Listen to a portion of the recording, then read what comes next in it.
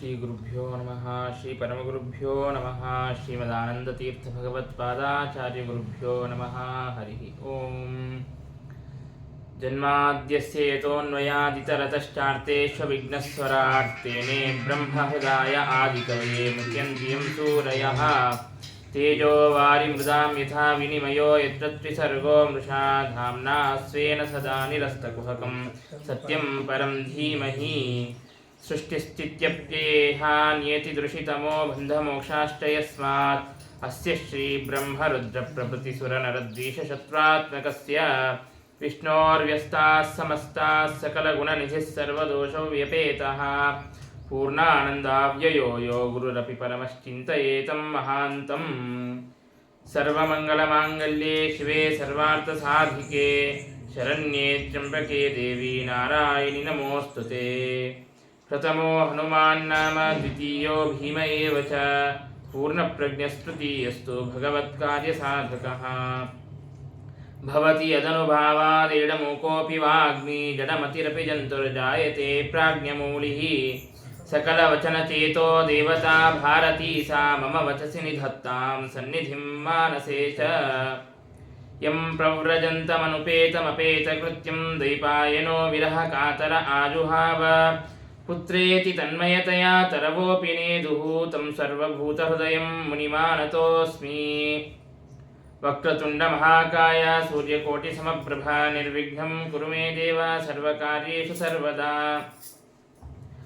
चित्रैः पदैश्च गम्भीरैः वाक्यैर्वाणैरखण्डितैः गुरुभावं व्यञ्जयन्ती भाति श्रीजयतीर्थवाक् नौमिन्यायसुधादिकृज्जयमुनीन् श्रीपादराक्षन्मनीन् व्यासार्यान् विविधागमाब्धिविहरान् श्रीवादिराजानपि वन्दे हंसवरान् रघुत्तमगुरून् वैदग्ध्यवारां निधीन् श्रीसत्यव्रतराघवेन्द्रमुनिपान् सद्बोधसध्यानपान् सत्याभिज्ञकलाब्जोत्थान् पञ्चाशद्वर्षपूजकान् सत्यप्रमोदतीर्थार्यान् नौमिन्यायसुधारतान् वन्दुस्त्वं गुरुरिष्टदैवतमिति त्वत्पादपङ्केरुहं प्राप्तं मां परिपालयेति सततं याचे निबद्धाञ्जलिः चित्तं मद्गुणदोषचिन्तनविदौ नूनं मनाङ्मा कृताः श्रीसत्यात्मगुरो त्वदङ्घ्रियुगलं हित्वा न मे सद्गतिः वेदेशमुनिसत्पादसेवा सम्प्राप्तवै भवान् यादवार्यान् वरसुधा टीकाकारान् वयं नुमः विद्यापीठविधातारं विद्यावारिधिचन्दिरं विद्यार्थिवत्सलं वन्दे महामहिमसद्गुरुम् आपादमौलिपर्यन्तं गुरूणाम् आकृतिं स्मरेत् तेन विज्ञाः प्रणश्यन्ति सिद्ध्यन्ति च मनोरथाः हरिः ओम् स्वस्तिस्तु सताम् अखिलसन्मङ्गलानि भवन्तु श्लोकैकश्रवणपठनमात्रेण तथा वक्तुश्च श्रोतॄणां निखिलकलिकृतकल्मषापनोदनपटुतरे धर्माद्यखिलपुरुषार्थसाधनीभूते श्रीमद्भागवते महापुराणे पारमहंस्याम् अष्टादशसहस्र्यां संहितायाम् अद्य कथाप्रसक्तो किञ्चित् पूर्वप्रसक्तप्रमेयानुवादः हरिः ओम् एवमेतत्पुरा पृष्टो मैत्रेयो भगवान् किल क्षत्रावनं प्रविष्टेन त्यक्त्वा ಸ್ವಗೃಹಮೃದ್ಧಿಮತ್ ಹಿಂದೆ ದ್ವಿತೀಯ ಸ್ಕಂದದಲ್ಲಿ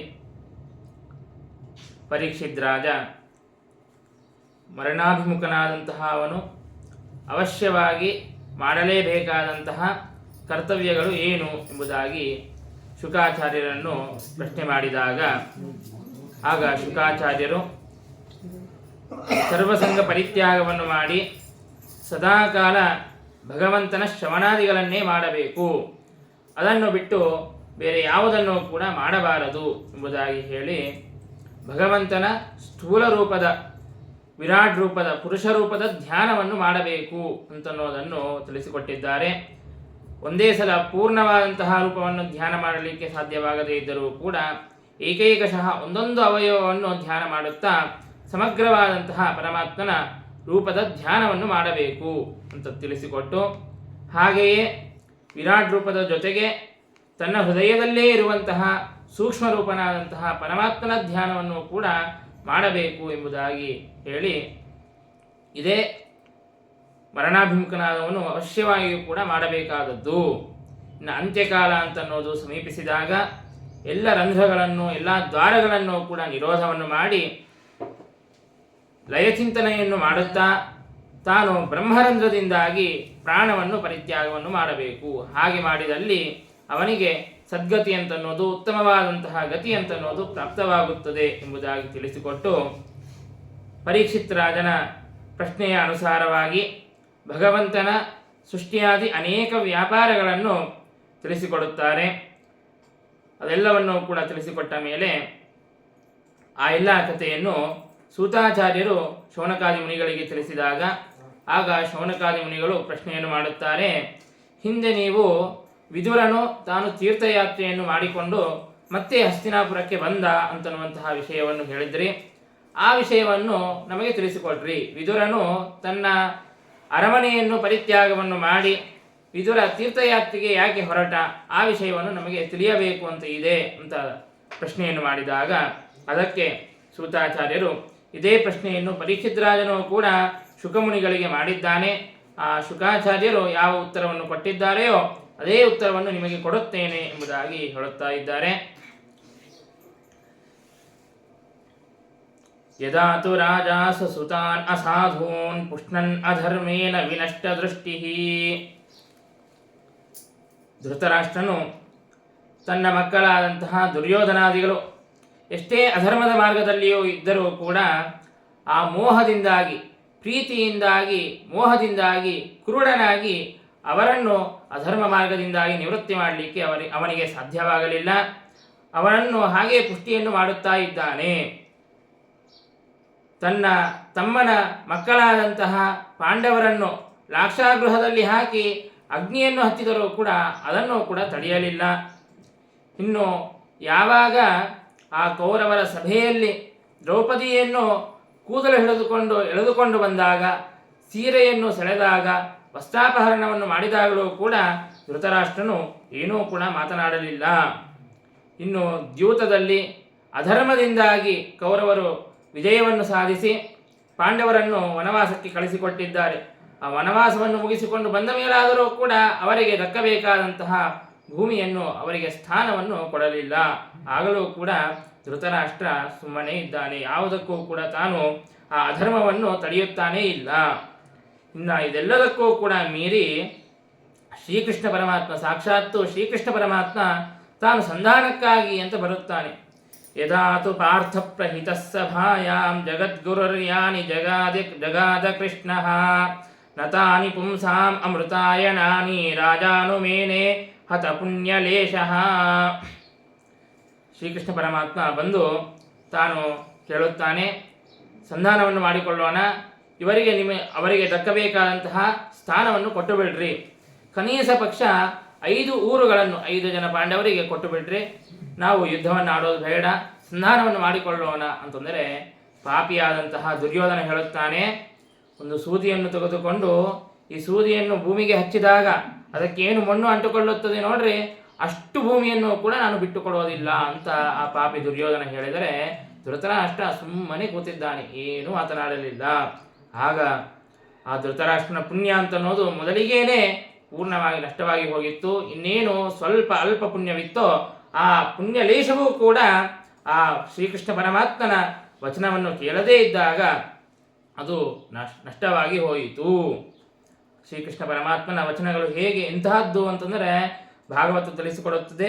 ಪುಂಸಾಂ ಅಮೃತಾಯನಾನಿ, ಕೇವಲ ಈ ಪಾಂಡವರಿಗೆ ಸ್ಥಾನವನ್ನು ಕೊಡ್ರಿ ಅಂತ ಶ್ರೀಕೃಷ್ಣ ಪರಮಾತ್ಮ ಕೇವಲ ಧೃತರಾಷ್ಟ್ರನಿಗೆ ಉಪದೇಶ ಮಾಡಿದ್ದಷ್ಟೇ ಅಲ್ಲ, ಸಮಸ್ತ ಮನುಷ್ಯರಿಗೂ ಕೂಡ ಶ್ರೀಕೃಷ್ಣ ಪರಮಾತ್ಮ ಪಾಂಡವರಿಗೆ ಸ್ಥಾನವನ್ನು ಕೊಡ್ರಿ ಅಂತನ್ನುವಂತಹ ವಚನವನ್ನು ಹೇಳುತ್ತಾ ಇದ್ದಾನೆ.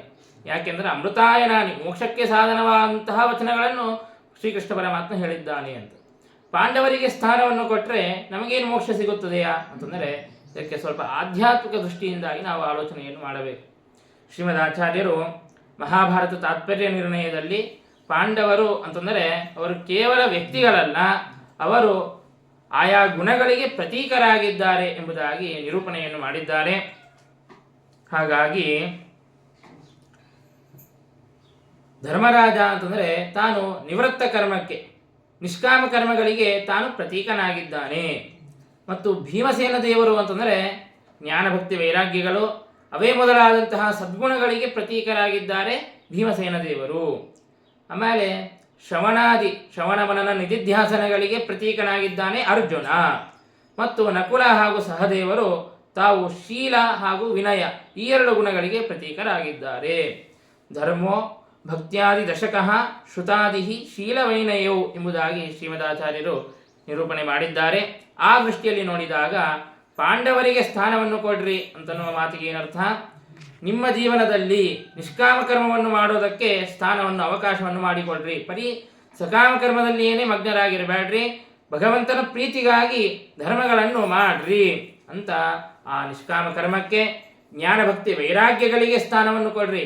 ಬರೀ ಸಂಸಾರದಲ್ಲಿಯೇ ಆಸಕ್ತರಾಗಿ ಇರಬೇಡ್ರಿ, ಭಗವಂತನ ಜ್ಞಾನವನ್ನು ಪಡೆಯಬೇಕು, ವಿಷಯ ವೈರಾಗ್ಯವನ್ನು ಹೊಂದಿ ಭಗವಂತನಲ್ಲಿ ದೃಢವಾದಂತಹ ಭಕ್ತಿಯನ್ನು ಮಾಡಬೇಕು. ನಿತ್ಯದಲ್ಲೂ ಕೂಡ ಶ್ರವಣಾದಿಗಳಲ್ಲಿ ಆಸಕ್ತರಾಗ್ರಿ. ಶ್ರವಣಾದಿ ವಿನಾನೈವ ಕ್ಷಣಂತಿಷ್ಠೇದಪಿಕ್ವಚಿತ ಎಂಬುದಾಗಿ ಶ್ರೀಮದಾಚಾರ್ಯರು ಅನುವ್ಯಾಖ್ಯಾನದಲ್ಲಿ ಹೇಳಿದಂತೆ ಆ ಶ್ರವಣ ಮನನ ನಿಧಿಧ್ಯಾಸನಗಳಿಗೆ ಅವಕಾಶವನ್ನು ಮಾಡಿಕೊಡ್ರಿ.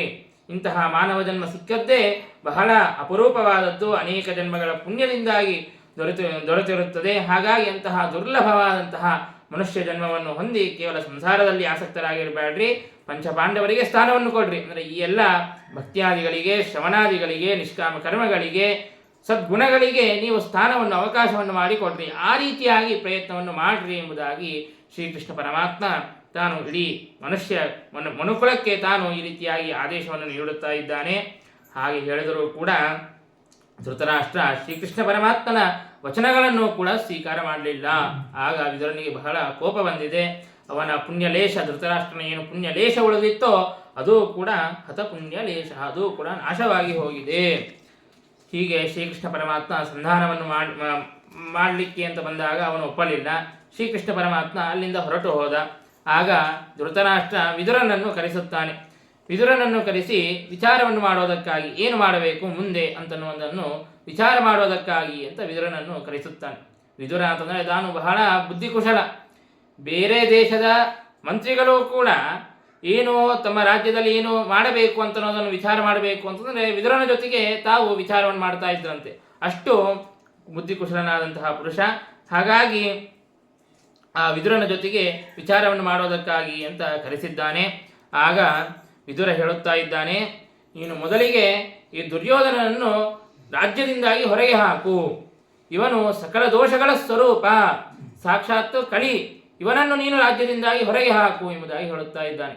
ನಾನು ಈ ಮಾತನ್ನು ದುರ್ಯೋಧನ ಹುಟ್ಟಿದ ಕೂಡಲೇ ನಾನು ನಿನಗೆ ಹೇಳಿದ್ದೆ, ಇವನನ್ನು ತೊಟ್ಲಿಗೆ ಹಾಕಬೇಡ, ತಿಪ್ಪಿಗೆ ಹಾಕು ಅಂತ ಹೇಳಿದ್ದೆ.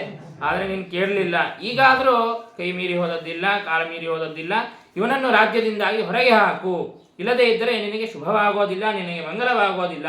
ಹಾಗಾಗಿ ಅವಶ್ಯವಾಗಿಯೂ ಕೂಡ ಇವನನ್ನು ಹೊರಗೆ ಕಲಿಸು. ಇವನು ಬಹಳ ಕೃಷ್ಣದ್ವೇಷಿಯಾಗಿದ್ದಾನೆ. ಕೃಷ್ಣಾಸಿ ಕೃಷ್ಣಾದ್ ವಿಮುಖೋ ಗತಶ್ರೀಹಿ. ಇವನನ್ನು ಇಟ್ಟುಕೊಂಡರೆ ನಿನ್ನ ಸಂಪತ್ತು, ಐಶ್ವರ್ಯ ಎಲ್ಲವೂ ಕೂಡ ಭ್ರಷ್ಟವಾಗಿ ಹೋಗುತ್ತದೆ, ನಿನ್ನ ಕುಲವೇ ನಾಶವಾಗಿ ಹೋಗುತ್ತದೆ. ಹಾಗಾಗಿ ನಿನ್ನ ಕುಲಕ್ಕೆ, ನಿನ್ನ ವಂಶಕ್ಕೆ ಮಂಗಳವಾಗುವುದಕ್ಕಾಗಿ ನಾನು ಹೇಳುತ್ತಾ ಇದ್ದೇನೆ, ಇವನನ್ನು ಹೊರಗೆ ಹಾಕು ಎಂಬುದಾಗಿ ಹೇಳುತ್ತಾ ಇದ್ದಾನೆ. ಅವನಿಗೆ ಏನು ಧೈರ್ಯ ಇರಬೇಕು ನೋಡ್ರಿ. ದುರ್ಯೋಧನ ಅಲ್ಲೇ ಬಾಜು ಕೂತಿದ್ದಾನೆ. ಆಗ ಆ ವಿದುರ ಆ ಮಾತನ್ನು ಹೇಳಿದರೆ ದುರ್ಯೋಧನನಿಗೆ ಬಹಳ ಕೋಪ ಬಂತು. ಆ ಕೋಪ ಬಂದು ಹೇಳುತ್ತಾ ಇದ್ದಾನೆ, ಯಾರು ಈ ದಾಸಿಪುತ್ರನನ್ನು ರಾಜ್ಯಕ್ಕೆ ಅರಮನೆಯಲ್ಲಿ ಬಿಟ್ಟದ್ಯಾರು? ಇವನನ್ನು ಹೊರಗೆ ಹಾಕಿ ರಾಜ್ಯದಿಂದ ಅಂತ ದುರ್ಯೋಧನ ತಿರುಗಿ ಹೇಳುತ್ತಾ ಇದ್ದಾನೆ. ಆಗಲೂ ಕೂಡ ಧೃತರಾಷ್ಟ್ರ ತನ್ನ ತಮ್ಮನೇ ವಿದುರ, ವೇದವ್ಯಾಸ ದೇವರಿಂದಲೇ ಧೃತರಾಷ್ಟ್ರನೂ ಹುಟ್ಟಿದ್ದಾನೆ, ವಿದುರನೂ ಹುಟ್ಟಿದ್ದಾನೆ. ಹಾಗಾಗಿ ತನ್ನ ತಮ್ಮನಿಗೆ ಬೈದಾಗಲೂ ಕೂಡ ಧೃತರಾಷ್ಟ್ರ ಸುಮ್ಮನೆ ಕೂತಾಗ ನಾನು ಇಲ್ಲಿ ನಿನ್ನ ರಾಜ್ಯದಲ್ಲಿ ಇರೋದು ಬೇಡ ಎಂಬುದಾಗಿ ವಿದುರ ನಿಶ್ಚಯವನ್ನು ಮಾಡಿದ್ದಾನೆ. ಆ ಶ್ರಮ ನಿಮಗೆ ಬೇಡ, ನೀವು ರಾಜ್ಯದಿಂದಾಗಿ ಹೊರಗೆ ಹಾಕುವಂತಹ ಪರಿಸ್ಥಿತಿ ನನಗೆ ಬೇಕಾಗಿಲ್ಲ, ನಾನೇ ರಾಜ್ಯದಿಂದಾಗಿ ಹೊರಟು ಬಿಡುತ್ತೇನೆ ಎಂಬುದಾಗಿ ತಾನು ಅಲ್ಲಿಂದ ಹೊರಟು ಬಿಟ್ಟಿದ್ದಾನೆ. ಹೋಗಬೇಕಾದಾಗ ತನ್ನ ಧನುರ್ಬಾಣಗಳನ್ನು ಅಲ್ಲಿಯೇ ದ್ವಾರದ ಹತ್ತಿರ ಇಟ್ಟು ತಾನು ಹೊರಟಿದ್ದಾನೆ. ಯಾಕೆ ಅಂತಂದರೆ ಮತ್ತೆ ನಾನು ಧನುರ್ಬಾಣಗಳನ್ನು ಹಿಡಿದುಕೊಂಡು ಹೋದರೆ ನಾನೆಲ್ಲಿ ಪಾಂಡವರ ಪಕ್ಷದಲ್ಲಿ ಸೇರಿ ಯುದ್ಧವನ್ನು ಮಾಡುತ್ತೀನೇನೋ ಅನ್ನುವಂತಹ ಶಂಕೆ ನಿಮಗೆ ಬೇಡ, ನಾನು ವಿರಕ್ತನಾಗಿ ನಾನು ತೀರ್ಥಯಾತ್ರೆಗಳನ್ನು ಮಾಡಿಕೊಂಡು ಬರುತ್ತೇನೆ ಎಂಬುದಾಗಿ ಆ ಧನುರ್ಬಾಣಗಳನ್ನು ಅಲ್ಲಿ ದ್ವಾರದ ಹತ್ತಿರ ಇಟ್ಟು ವಿದುರನು ತಾನು ಮುಂದೆ ತೀರ್ಥಯಾತ್ರೆಗೆ ಅಂತ ಹೊರಟಿದ್ದಾನೆ. ಅಲಕ್ಷಿತ ಸ್ವೈರವಧೂತಕೇಶ ವ್ರತಾನಿ ಚೇರೆ ಹರಿತೋಷನಾನಿ. ಅವಧೂತ ವೇಷವನ್ನು ಧಾರಣೆ ಮಾಡಿದ್ದಾನೆ. ತನ್ನ ಜನರು ಕಾಣಿಸಿದರೂ ಕೂಡ ಇವನು ವಿದುರನಾಗಿದ್ದಾನೆ ಎಂಬುದಾಗಿ ಅವರಿಗೆ ಗುರುತು ಹಿಡಿಯಲಿಕ್ಕೆ ಸಾಧ್ಯವಾಗಿರಬಾರದು. ಹಾಗೆ ಅವಧೂತ ವೇಷವನ್ನು ಧಾರಣೆ ಮಾಡಿ ಅನೇಕ ಭಗವಂತನ ತುಷ್ಟಿಕರವಾದಂತಹ, ಭಗವಂತನ ಪ್ರಸಾದಕ್ಕೆ ಸಾಧನೀಭೂತವಾದಂತಹ ಅನೇಕ ವ್ರತಗಳನ್ನು ಆಚರಿಸುತ್ತಾ ತಾನು ತೀರ್ಥಯಾತ್ರೆಯನ್ನು ಮಾಡುತ್ತಾ ಇದ್ದಾನೆ.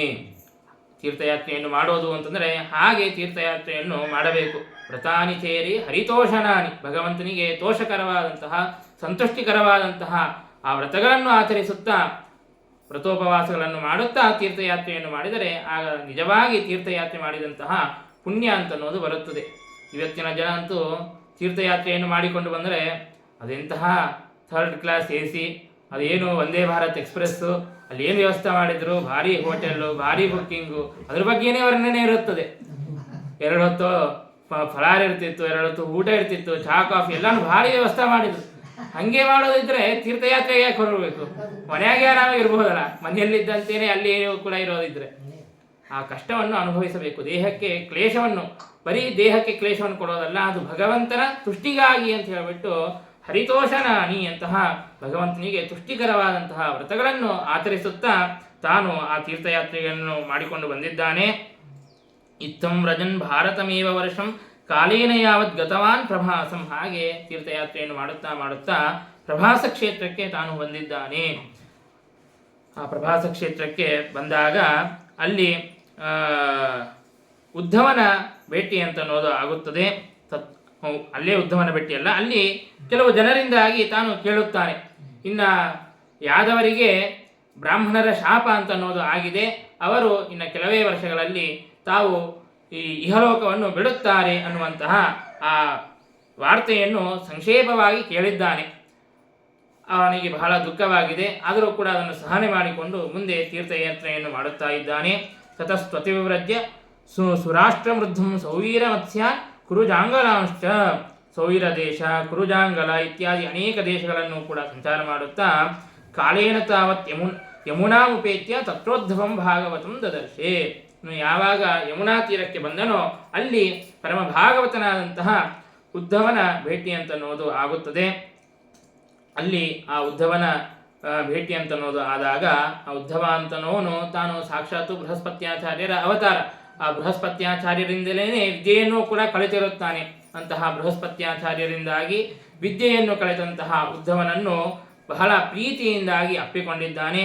ಆಲಿಂಗನೆಯನ್ನು ಮಾಡಿಕೊಂಡು ತನ್ನ ಪ್ರಜೆಗಳು, ತನ್ನ ಬಾಂಧವರು, ಯಾದವರು ಅವರೆಲ್ಲರೂ ಕೂಡ ಹೇಗೆ ಇದ್ದಾರೆ, ಕಚ್ಚಿತ್ ಪುರಾಣೋ ಪುರುಷೋ, ಪುರಾಣ ಪುರುಷರಾದಂತಹ ಬಲರಾಮಕೃಷ್ಣರು ಹೇಗೆ ಇದ್ದಾರೆ ಅಂತ ಈ ರೀತಿಯಾಗಿ ಕೇಳಿದಾಗ ಆಗ ಆ ಉದ್ಧವನಿಗೆ ಏನೂ ಕೂಡ ಮಾತನಾಡಲಿಕ್ಕೆ ಸಾಧ್ಯವಾಗುತ್ತಾ ಇಲ್ಲ. ಅವನು ಒಂದು ಮುಹೂರ್ತ ಕಾಲ ತಾನು ಸಮಾಧ್ಯವಸ್ಥೆಯಲ್ಲಿ ಹೋಗಿದ್ದಾನೆ. ಭಗವಂತನ ಆರಾಧನೆಯನ್ನೇ, ಭಗವಂತನ ಧ್ಯಾನವನ್ನೇ ಮಾಡುತ್ತಾ ಇದ್ದಾನೆ. ಪ್ರತಿವಕ್ತು ನಚೋತ್ಸೇಹೆ ಔಕಂಠ್ಯಾತ್ ಸ್ಮಾರಿತೇಶ್ವರ. ಆ ವಿದುರನು ಕೃಷ್ಣನ ಬಗ್ಗೆ ಪ್ರಶ್ನೆಯನ್ನು ಮಾಡಿದ ಕೂಡಲೇ ಆ ಭಗವಂತನ ಸ್ಮರಣೆಯಾಗಿದೆ. ಭಗವಂತನ ಸ್ಮರಣದಲ್ಲಿಯೇ ತಲ್ಲೀನನಾಗಿ ಬಿಟ್ಟಿದ್ದಾನೆ. ಹೊರಗಿನ ಪ್ರಪಂಚದ ಅರಿವೇ ತನಗೆ ಇಲ್ಲದೆ ಹೋಯಿತು. ಒಂದು ಮುಹೂರ್ತ ಕಾಲ ಹಾಗೆ ಸುಮ್ಮನೆ ಭಗವಂತನ ಸ್ಮರಣೆಯನ್ನು ಮಾಡುತ್ತಾ ಇದ್ದಾನೆ. ಅವನು ಎಂತಹ ಪರಮ ಭಗವದ್ಭಕ್ತ ಅಂತಂದರೆ, ತಾನು ಸಣ್ಣ ಬಾಲಕ 5 ವರ್ಷದ ಹುಡುಗ ಇದ್ದಾಗಲೇನೆ ತಾಯಿ ತಿನ್ನೋದಕ್ಕೆ ಪ್ರಾತರಾಶಾಯ ಫಲಹಾರವನ್ನು ಕೊಡುತ್ತೇನೆ ಬಾ ಅಂತ ಕರೆದರೆ ನಾನು ಬರೋದಿಲ್ಲ, ಇನ್ನು ಭಗವಂತನ ಪೂಜೆ ಆಗಿಲ್ಲ, ಹಾಗಾಗಿ ಭಗವಂತನ ಪೂಜೆಯನ್ನು ಮಾಡದೇನೆ ನಾನು ಆ ಫಲಹಾರವನ್ನು ಸ್ವೀಕಾರ ಮಾಡೋದು ಹೇಗೆ? ನೈಚತ್ತದ್ ರಚಯನ್ಯಸ್ಯ ಸಪರ್ಯಾಂ ಬಾಲಲೀಲಯ, ಹಾಗಾಗಿ ನಾನು ಸ್ವೀಕಾರವನ್ನು ಮಾಡೋದಿಲ್ಲ ಅಂತ ಹೇಳಿರುತ್ತಾನೆ. ಅಂತಹ ಪರಮ ಭಗವದ್ಭಕ್ತ ಸಣ್ಣ ವಯಸ್ಸಿನಲ್ಲಿಯೇ ಅಷ್ಟು ಭಕ್ತಿ ಇರಬೇಕಾದರೆ ಈಗ ನಿರಂತರವಾಗಿ ಭಗವಂತನ ಸೇವೆಯನ್ನು ಮಾಡುತ್ತಾ ಮಾಡುತ್ತಾ ಈಗ ವೃದ್ಧನಾಗಿದ್ದಾನೆ. ಈಗ ಆ ಭಗವದ್ಭಕ್ತಿಯ ಪರಾಕಾಷ್ಠತೆ ಎಷ್ಟಿರಬೇಕೋ, ಹಾಗಾಗಿ ಆ ವಾರ್ತೆಯನ್ನು, ಶ್ರೀಕೃಷ್ಣ ಪರಮಾತ್ಮನ ವಾರ್ತೆಯನ್ನು ಕೇಳಿದ ಕೂಡಲೇ ಭಗವಂತನ ಸ್ಮರಣದಲ್ಲಿ ತಾನು ತಲ್ಲೀನನಾಗಿದ್ದಾನೆ. ಪೃಷ್ಟೋ ವಾರ್ತಾಂ ಪ್ರತಿಬ್ರೂಯಾತ್ ವರ್ತುಪಾದ ವನುಸ್ಮರನ್. ಹೀಗೆ ಸಮುಹೂರ್ತಮಭೂತ್ತೂಷ್ಣೀಂ ಕೃಷ್ಣಾಂಗಿ ಸುಧಯಾಭೂಷಂ. ಆ ಪರಮಾತ್ಮನ ಪಾದಕಮಲವನ್ನೇ ಸ್ಮರಿಸುತ್ತಾ ಒಂದು ಮುಹೂರ್ತ ಕಾಲ ಕಳೆದಿದ್ದಾನೆ. ಅದರ ನಂತರ ತಾನು ಆ ರೀತಿಯಾಗಿ ಭಗವಂತನ ಸ್ಮರಣೆಯನ್ನು ಮಾಡುತ್ತಾ ಇದ್ದರೆ ತನ್ನ ಮೈಯೆಲ್ಲವೂ ಕೂಡ ಪುಳಕಿತವಾಗಿದೆ. ರೋಮಾಂಚನವಾಗುತ್ತಾ ಇದೆ, ತನ್ನ ಕಣ್ಣಿಂದಾಗಿ ಕಣ್ಣೀರು ಸುರಿಯುತ್ತಾ ಇದೆ. ಹಾಗೆ ಆ ಮುಹೂರ್ತ ಕಾಲ ಪರಮಾತ್ಮನ ಸ್ಮರಣೆಯಿಂದಾಗಿ ಮಹಾ ಆನಂದವನ್ನು ಅನುಭವಿಸಿ ಮತ್ತೆ ಈ ಮನುಷ್ಯ ಲೋಕಕ್ಕೆ ತಾನು ಬಂದಿದ್ದಾನೆ.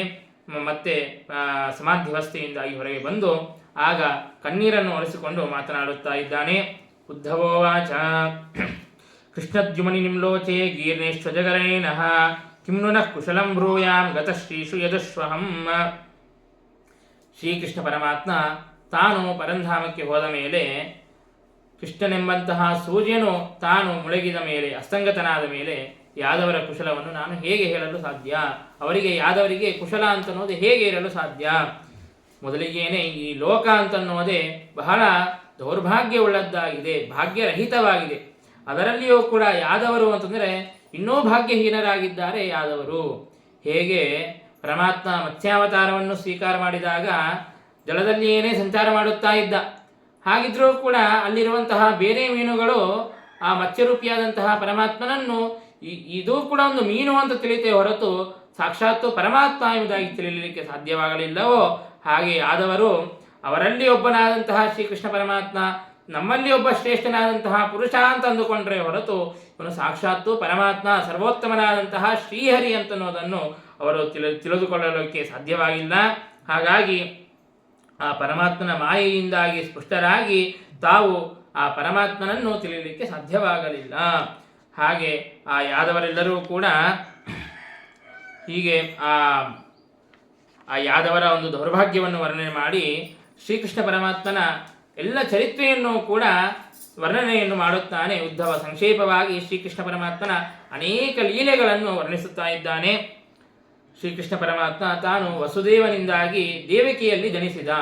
ಬ್ರಹ್ಮಾದಿ ದೇವತೆಗಳು ಭೂಭಾರ ಹರಣವನ್ನು ಮಾಡಬೇಕು ಎಂಬುದಾಗಿ ಪ್ರಾರ್ಥನೆಯನ್ನು ಮಾಡಿದಾಗ ಆಗ ಪರಮಾತ್ಮ ಅವರೆಲ್ಲರಿಗೂ ಕೂಡ ಸುಖವನ್ನು ಕೊಡುವುದಕ್ಕಾಗಿ ಅಂತ ತಾನು ಆ ವಸುದೇವನಿಂದಾಗಿ ದೇವಕಿಯಲ್ಲಿ ಕಂಸನ ಕಾರಾಗಾರದಲ್ಲಿಯೇ ತಾನು ಅವತಾರವನ್ನು ಮಾಡಿದ್ದಾನೆ.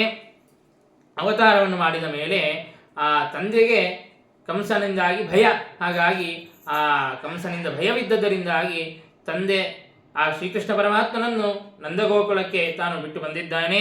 ಅಲ್ಲಿ ಶ್ರೀಕೃಷ್ಣ ಪರಮಾತ್ಮ 11 ವರ್ಷಗಳ ಕಾಲ ಬಲರಾಮನಿಂದಾಗಿ ಸಹಿತನಾಗಿ ಇನ್ನು ಅನೇಕ ಜನ ಗೋಪಾಲಕರಿಂದಾಗಿ ಸಹಿತರಾಗಿ ಆ ಗೋಕುಲದಲ್ಲಿಯೇನೆ ಗೋವುಗಳನ್ನು ಕಾಯುತ್ತಾ ತಾನು ಅನೇಕ ಲೀಲೆಗಳನ್ನು ಮಾಡಿದ್ದಾನೆ. ಕೌಮಾರಾಹ ದರ್ಶಯನ್ ಶ್ರೇಷ್ಠಾಹ ಪ್ರೇಕ್ಷಣೀಯಾಹ ವ್ರಜೌಕಸಾಂ. ಆ ಪರಮಾತ್ಮನ ಲೀಲೆಯನ್ನು ನೋಡೋದಕ್ಕಾಗಿ ಪರಮಾತ್ಮ ಲೀಲೆಯನ್ನು ಮಾಡುತ್ತಾ ಇದ್ದರೆ ಬೇರೆ ಎಲ್ಲ ಜನರು ಕೂಡ ತಮ್ಮ ತಮ್ಮ ಕಾರ್ಯಗಳನ್ನು ಬಿಟ್ಟು ಪರಮಾತ್ಮನನ್ನೇ ನೋಡುತ್ತಾ ಇದ್ರು, ಆ ಬಾಲರೂಪಿಯಾದಂತಹ ಶ್ರೀಕೃಷ್ಣನನ್ನೇ ನೋಡುತ್ತಾ ಇದ್ದರು. ಅಂತಹ ಪ್ರೇಕ್ಷಣೀಯವಾದಂತಹ ದರ್ಶನೀಯವಾದಂತಹ ಅನೇಕ ಲೀಲೆಗಳನ್ನು ಶ್ರೀಕೃಷ್ಣ ಪರಮಾತ್ಮ ಮಾಡಿದ್ದಾನೆ. ಪ್ರಾಕೃತವಾದಂತಹ ಶಿಶು ಯಾವ ರೀತಿಯಾಗಿ ಅಳಬೇಕೋ ಹಾಗೆ ಅತ್ತಿದ್ದಾನೆ, ನಕ್ಕಿದ್ದಾನೆ. ಮುಗ್ಧನಾದಂತಹ ಆ ಪರಮಾತ್ಮನ ಆ ಎಲ್ಲ ಲೀಲೆಗಳನ್ನು ಕೂಡ ಪರಮಾತ್ಮ ತೋರಿದ್ದಾನೆ. ಪರಮಾತ್ಮ ಆ ಗೋಕುಲದಲ್ಲಿ ಇದ್ದರೆ ಲಕ್ಷ್ಮೀದೇವಿಯೂ ಕೂಡ ಗೋಕುಲದಲ್ಲಿ ಏನೇ ಬಂದು ನಿವಾಸವಾಗಿದ್ದರು. ಆ ಎಲ್ಲ ಸಂಪತ್ತಿಗೂ ಕೂಡ ಗೋಕುಲ ಅಂತ ಅನ್ನೋದು ಆಶ್ರಯವಾಗಿತ್ತು. ಹಾಗೆ ಪರಮಾತ್ಮ ಅಲ್ಲಿ ವಾಸವನ್ನು ಮಾಡಿದ್ದಾನೆ. ಕಂಸ ಏನೇನು ದೈತ್ಯರನ್ನು ಕಳಿಸಿಕೊಟ್ಟನೋ ಎಲ್ಲ ದೈತ್ಯರನ್ನು ಕೂಡ ಪರಮಾತ್ಮ ಅತ್ಯಂತ ಸಣ್ಣ ವಯಸ್ಸಿನಲ್ಲಿಯೇ ಸಂಹಾರವನ್ನು ಮಾಡಿದ್ದಾನೆ.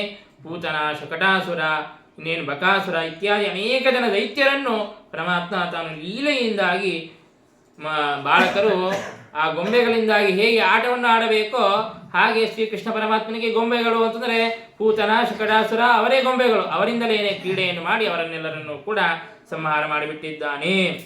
ಇನ್ನು ವಿಪನ್ನಾನ್ ವಿಷಪಾಣಿನ ನಿಗೃಹ್ಯ ಭುಜಗಾಧಿಪಂ. ಯಾವಾಗ ಆ ಯಮುನೆಯಲ್ಲಿ ಆ ಕಾಳಿಯ ನಾಗದ ಒಂದು ವಿಷದಿಂದಾಗಿ ಎಲ್ಲರಿಗೂ ಕೂಡ ಬಾಧೆ ಅಂತನ್ನೋದು ಉಂಟಾದಾಗ ಆಗ ಪರಮಾತ್ಮ ಆ ಕಾಳಿಯ ನಾಗದ ಮೇಲೆ ಆ ಹೆಡೆಗಳ ಮೇಲೆ ನರ್ತನೆಯನ್ನು ಮಾಡಿ ಅದನ್ನು ನಿಗ್ರಹವನ್ನು ಮಾಡಿ ಆ ಕಾಳಿಯ ನಾಗವನ್ನು ಬೇರೆ ಕಡೆಗೆ ಕೊಟ್ಟು ಕಳಿಸಿದ್ದಾನೆ. ಮತ್ತೆ ಆ ಯಮುನೆಯನ್ನು ನಿರ್ವಿಷವನ್ನಾಗಿ ಮಾಡಿ ಮತ್ತೆ ಅಲ್ಲಿರುವಂತಹ ಗೋವುಗಳಿಗೆ, ಗೋಪಾಲಕರಿಗೆ ಆ ನೀರನ್ನು ಪಾನ ಮಾಡುವಂತೆ ಮಾಡಿದ್ದಾನೆ. ಹೀಗೆ ಪರಮಾತ್ಮ ಅನೇಕ ಲೀಲೆಗಳನ್ನು ಮಾಡಿದ್ದಾನೆ. ಇನ್ನು ಯಾವಾಗ ಆ ವ್ರಜದಲ್ಲಿರುವಂತಹ ಎಲ್ಲ ಗೋಪಾಲಕರು ಪ್ರತಿ ವರ್ಷವೂ ಕೂಡ ಇಂದ್ರನನ್ನು ಕುರಿತು ಯಾಗವನ್ನು ಮಾಡುತ್ತಾ ಇದ್ರು. ಆದರೆ ಶ್ರೀಕೃಷ್ಣ ಪರಮಾತ್ಮ ಹೇಳಿದ, ಇಂದ್ರನನ್ನು ಕುರಿತು ಯಾಕೆ ಮಾಡುತ್ತೀರಿ? ಅಲ್ಲೇ ಗೋವರ್ಧನ ಪರ್ವತ ಇದೆ, ಆ ಗೋವರ್ಧನ ಪರ್ವತವನ್ನು ಕುರಿತು ಯಾಗವನ್ನು ಮಾಡ್ರಿ ಅಂತ ಹೇಳಿ ಮಾಡಿಸಿದಾಗ ಇಂದ್ರನಿಗೆ ಬಹಳ ಸಿಟ್ಟು ಬಂತು. ಸಿಟ್ಟು ಬಂದು ಧಾರಾಕಾರವಾಗಿ ಮಳೆಯನ್ನು ಸುರಿಸಿದಾಗ ಶ್ರೀಕೃಷ್ಣ ಪರಮಾತ್ಮ ತನ್ನ ಕಿರುಬೆರಳಿನ ಮೇಲೆ ಆ ಗೋವರ್ಧನಗಿರಿಯನ್ನು ಧಾರಣೆ ಮಾಡಿ ಎಲ್ಲ ಗೋಪಾಲಕರನ್ನು, ಗೋವುಗಳನ್ನು ಎಲ್ಲರನ್ನೂ ಕೂಡ ರಕ್ಷಣೆ ಮಾಡಿದ್ದಾನೆ. ಹೀಗೆ ಅನೇಕ ಲೀಲೆಗಳನ್ನು ಮಾಡಿದ್ದಾನೆ. ಇನ್ನು ಶರತ್ಕಾಲ ಬಂದಾಗ ಆ ಗೋಪಿಕಾ ಸ್ತ್ರೀಯರ ಜೊತೆಗೆ ರಾಸಕ್ರೀಡೆಯನ್ನು ಮಾಡಿ ಅವರೆಲ್ಲರನ್ನೂ ಕೂಡ ಸಂತೋಷವನ್ನು ಪಡಿಸಿದ್ದಾನೆ ಪರಮಾತ್ಮ. ಹೀಗೆ ಅನೇಕ ಬಾಲಲೀಲೆಗಳನ್ನು ಮುಗಿಸಿ ಇನ್ನು ಮತ್ತೆ ಕಂಸನ ಪಟ್ಟಣಕ್ಕೆ, ಆ ಮಿಥಿಲಾ ಪಟ್ಟಣಕ್ಕೆ ತಾನು ಬಂದಿದ್ದಾನೆ. ತತಸ್ಸ ಆಗತ್ಯ ಪುರೀಂ ಸ್ವಪಿತ್ರೋಃ ಚಿಕೀರ್ಷಯಾಶ ಬಲದೇವ ಸಂಯುತಃ ನಿಪಾತ್ಯ ತುಂಗಾತ್ ರಿಪುಯೂಥನಾಥಂ ಹತಂ ವ್ಯಕರ್ಷತ್ ಯಸುಮೋಜಸೋರ್ವ್ಯಾಂ. ಮಥುರಾಪುರಿಗೆ ಬಂದು ಅಲ್ಲಿ ಕಂಸನನ್ನು ಸಂಹಾರವನ್ನು ಮಾಡಿದ್ದಾನೆ. ಆ ಮಲ್ಲಯುದ್ಧದ ಒಂದು ನೆಪದಿಂದಾಗಿ ಅಲ್ಲಿ ಬಂದು ಮಥುರಾಪುರಿಯಲ್ಲಿ ಕಂಸನನ್ನು ಸಂಹಾರ ಮಾಡಿ ತನ್ನ ತಂದೆ ತಾಯಿಯಂದಿರನ್ನು ಸೆರೆಯಿಂದಾಗಿ ಬಿಡಿಸಿದ್ದಾನೆ ಶ್ರೀಕೃಷ್ಣ ಪರಮಾತ್ಮ. ಅನಂತರದಲ್ಲಿ ಸಾಂದೀಪಿನಿ ಋಷಿಗಳ ಹತ್ತಿರ ವೇದಾಧ್ಯಯನವನ್ನು ಕೂಡ ಮಾಡಿದ್ದಾನೆ.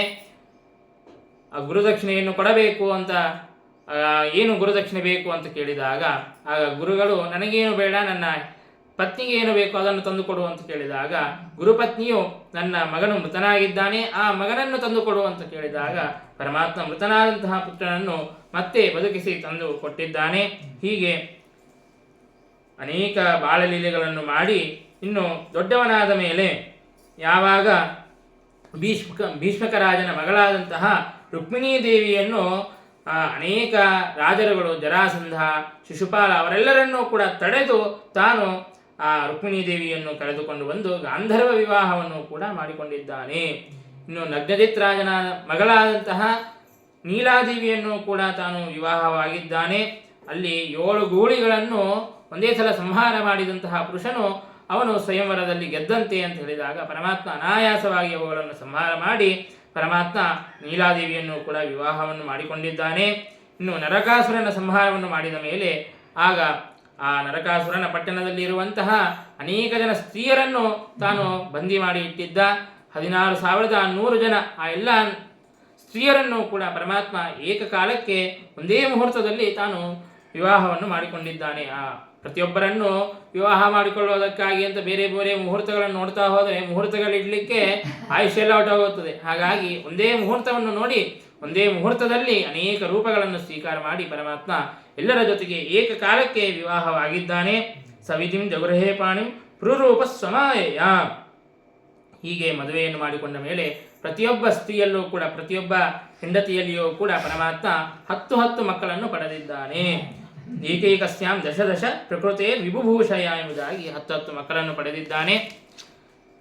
ಕಾಲಮಾಗಧ ಶಾಲ್ವಾದೀನ್ ಅನೇಕೈ ರುಂದತಃ ಪುರಂ. ಇನ್ನು ಜರಾಸಂಧನ ಜೊತೆಗೆ ಅನೇಕ ಸಲ ಯುದ್ಧವನ್ನು ಮಾಡಿ ಅವನನ್ನು ಪರಾಜಯಗೊಳಿಸಿದ್ದಾನೆ. ಕಿಯಾನ್ ಭುವೋಯಂ ಶಪಿತೋರುಭಾರಃ ಯದ್ರೋಣ ಭೀಷ್ಮಾರ್ಜುನ ಭೀಮಶಲ್ಯೈ. ಇನ್ನು ಅದೆಲ್ಲದಕ್ಕಿಂತಲೂ ಪ್ರಧಾನವಾಗಿ ಕುರುಕ್ಷೇತ್ರ ಯುದ್ಧವನ್ನು ಮಾಡಿಸಿ ಭೂಭಾರ ಹರಣವನ್ನು ಮಾಡಿದ್ದಾನೆ. ಅನೇಕ ದುಷ್ಟರಾದಂತಹ ಕೌರವರನ್ನು ಸಂಹಾರ ಮಾಡಿಸಿದ್ದಾನೆ. ಪರಮಾತ್ಮ ಆಲೋಚನೆ ಮಾಡಿದ, ಇಷ್ಟೆಲ್ಲ ಕೌರವರನ್ನು ಸಂಹಾರ ಮಾಡಿಸಿದ್ರೂ ಕೂಡ ಇನ್ನೂ ಭೂಭಾರ ಹರಣ ಅಂತ ಅನ್ನೋದು ಪೂರ್ಣವಾಗಿ ಆದಂತೆ ಇಲ್ಲ. ಯಾಕೆ ಅಂತಂದರೆ ಕೌರವರೆಲ್ಲರೂ ಕೂಡ ಸತ್ತರೂ ಕೂಡ ನನ್ನ ಸೈನ್ಯವೇ 18 ಅಕ್ಷೌಹಿಣಿ ಸೈನ್ಯದಷ್ಟು ಇದೆ. ಹಾಗಾಗಿ ಈ ಭೂಭಾರ ಅಂತ ಅನ್ನೋದು ಪೂರ್ಣವಾಗಿ ಹರಣವಾಗಿಲ್ಲ, ಏನು ಮಾಡಬೇಕು ಅಂತ ಆಲೋಚನೆ ಮಾಡಿ ಈ ಯಾದವರಾದರೂ ಬಹಳ ಬಲಿಷ್ಠರಾಗಿದ್ದಾರೆ. ಹಾಗಾಗಿ ಇವರು ಬೇರೆಯವರ ಜೊತೆಗೆ ಸೋಲುವವರಲ್ಲ, ಬೇರೆಯವರು ಇವರನ್ನು ಸಂಹಾರ ಮಾಡುವುದು ಸಾಧ್ಯವಿಲ್ಲ. ಮತ್ತು ಬೇರೆಯವರು ಸಂಹಾರ ಮಾಡಿದರೆ ಅದು ಯದುಕುಲಕ್ಕೆ ಅದು ಅಪಕೀರ್ತಿಯೂ ಬರುತ್ತದೆ. ಹಾಗಾಗಿ ಅವರಲ್ಲಿ ಅವರೇ ಪರಸ್ಪರವಾಗಿ ಹೊಡೆದುಕೊಂಡು ಸಾಯುವಂತೆ ತಾನು ಸಂಕಲ್ಪವನ್ನು ಮಾಡಿದ್ದಾನೆ. ಅದಕ್ಕೆ ಬ್ರಾಹ್ಮಣರ ಶಾಪವನ್ನು ತಾನು ನಿಮಿತ್ತವನ್ನಾಗಿ ಮಾಡಿದ್ದಾನೆ. ಪುರ್ಯಾಂ ಕದಾಚಿತ್ ಕ್ರೀಡದ್ಭಿಃ ಯದುಭೋಜ ಕುಮಾರಕೈಃ ಕೋಪಿತಾ ಮುನಯಶ್ರೀಪುಃ ಭಗವನ್ ಮತಕೋವಿದಾಃ. ಅಲ್ಲಿ ಆ ಯದುಪುರಿಯಲ್ಲಿ ಯಾದವರೆಲ್ಲರೂ ಕೂಡ ಕ್ರೀಡೆಯನ್ನು ಮಾಡುತ್ತಾ ಅಲ್ಲಿಗೆ ಕೆಲವು ಋಷಿಮುನಿಗಳು ಬಂದಾಗ ಜಾಂಬವತಿಯ ಮಗನಾದಂತಹ ಸಾಂಬ ಮತ್ತು ಇನ್ನನೇಕ ಜನ ಯಾದವರು ಅವರೆಲ್ಲರೂ ಕೂಡ ಆ ಋಷಿಮುನಿಗಳ ಜೊತೆಗೆ ಸ್ವಲ್ಪ ಹಾಸ್ಯವನ್ನು ಮಾಡಬೇಕು ಅಂತ ಸಾಂಬನು ಸ್ತ್ರೀವೇಷವನ್ನು ಧಾರಣೆ ಮಾಡಿದ್ದಾನೆ. ಮುಸಲವನ್ನು ಒಳಗೆ ಇಟ್ಟುಕೊಂಡು ಗರ್ಭಿಣಿಯಂತೆ ತಾನು ಸಿದ್ಧನಾಗಿ ಯಾರು ಹುಟ್ಟುತ್ತಾರೆ, ಪುರುಷನ ಸ್ತ್ರೀಯ ಅಂತ ಹೇಳಿದಾಗ ನಿಮ್ಮ ಮೃತ್ಯು ಹುಟ್ಟುತ್ತದೆ ಎಂಬುದಾಗಿ ಹೇಳಿದ್ದಾರೆ. ಹೀಗೆ ಬ್ರಾಹ್ಮಣರ ಶಾಪದಿಂದಾಗಿ ಅವರು ಬಹಳ ದುಃಖಿತರಾಗಿದ್ದಾರೆ. ಆಗ ಶ್ರೀಕೃಷ್ಣ ಪರಮಾತ್ಮ ಅವರು ಶಾಪವನ್ನು ಹೊಂದಿದ ಮೇಲೆ ಅವರನ್ನೆಲ್ಲರನ್ನೂ ಕೂಡ ಇಲ್ಲೇ ಇರೋದು ಬೇಡ ಅಂತ ದ್ವಾರಕೆಯಿಂದಾಗಿ ಅವರನ್ನೆಲ್ಲರನ್ನೂ ಕೂಡ ಪ್ರಭಾಸ ಕ್ಷೇತ್ರಕ್ಕೆ ಕಳಿಸಿಕೊಟ್ಟಿದ್ದಾನೆ. ಯಾದವರೆಲ್ಲರೂ ಕೂಡ ಅನೇಕ ರಥಗಳನ್ನು, ದಿವ್ಯವಾದಂತಹ ರಥಗಳನ್ನು ಧಾರಣೆ ಮಾಡಿ ಆ ಪ್ರಭಾಸ ಕ್ಷೇತ್ರಕ್ಕೆ ಬಂದಿದ್ದಾರೆ.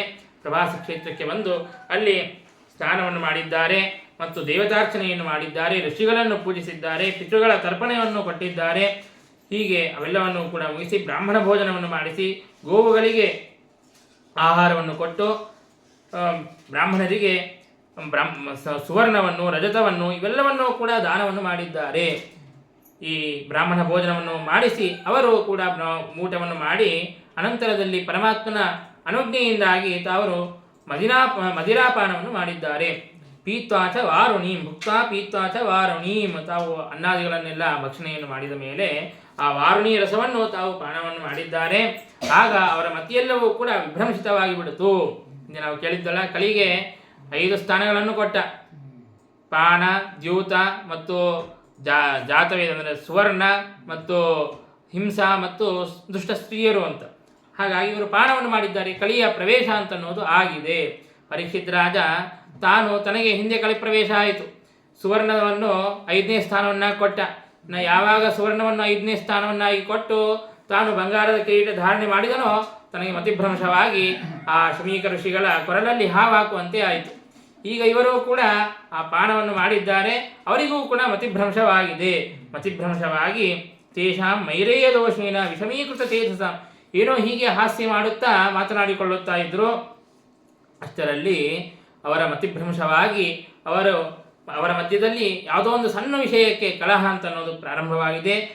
ಕಲಹ ಅಂತ ಅನ್ನೋದು ಪ್ರಾರಂಭವಾದಾಗ ಅವರೆಲ್ಲರೂ ಕೂಡ ಭಗವಂತನ ಇಚ್ಛೆಯಂತೆ ಅವರೆಲ್ಲರೂ ಕೂಡ ಪರಸ್ಪರವಾಗಿ ಬೆಳೆದುಕೊಂಡು ತಾವು ಮರಣವನ್ನು ಹೊಂದಿದ್ದಾರೆ.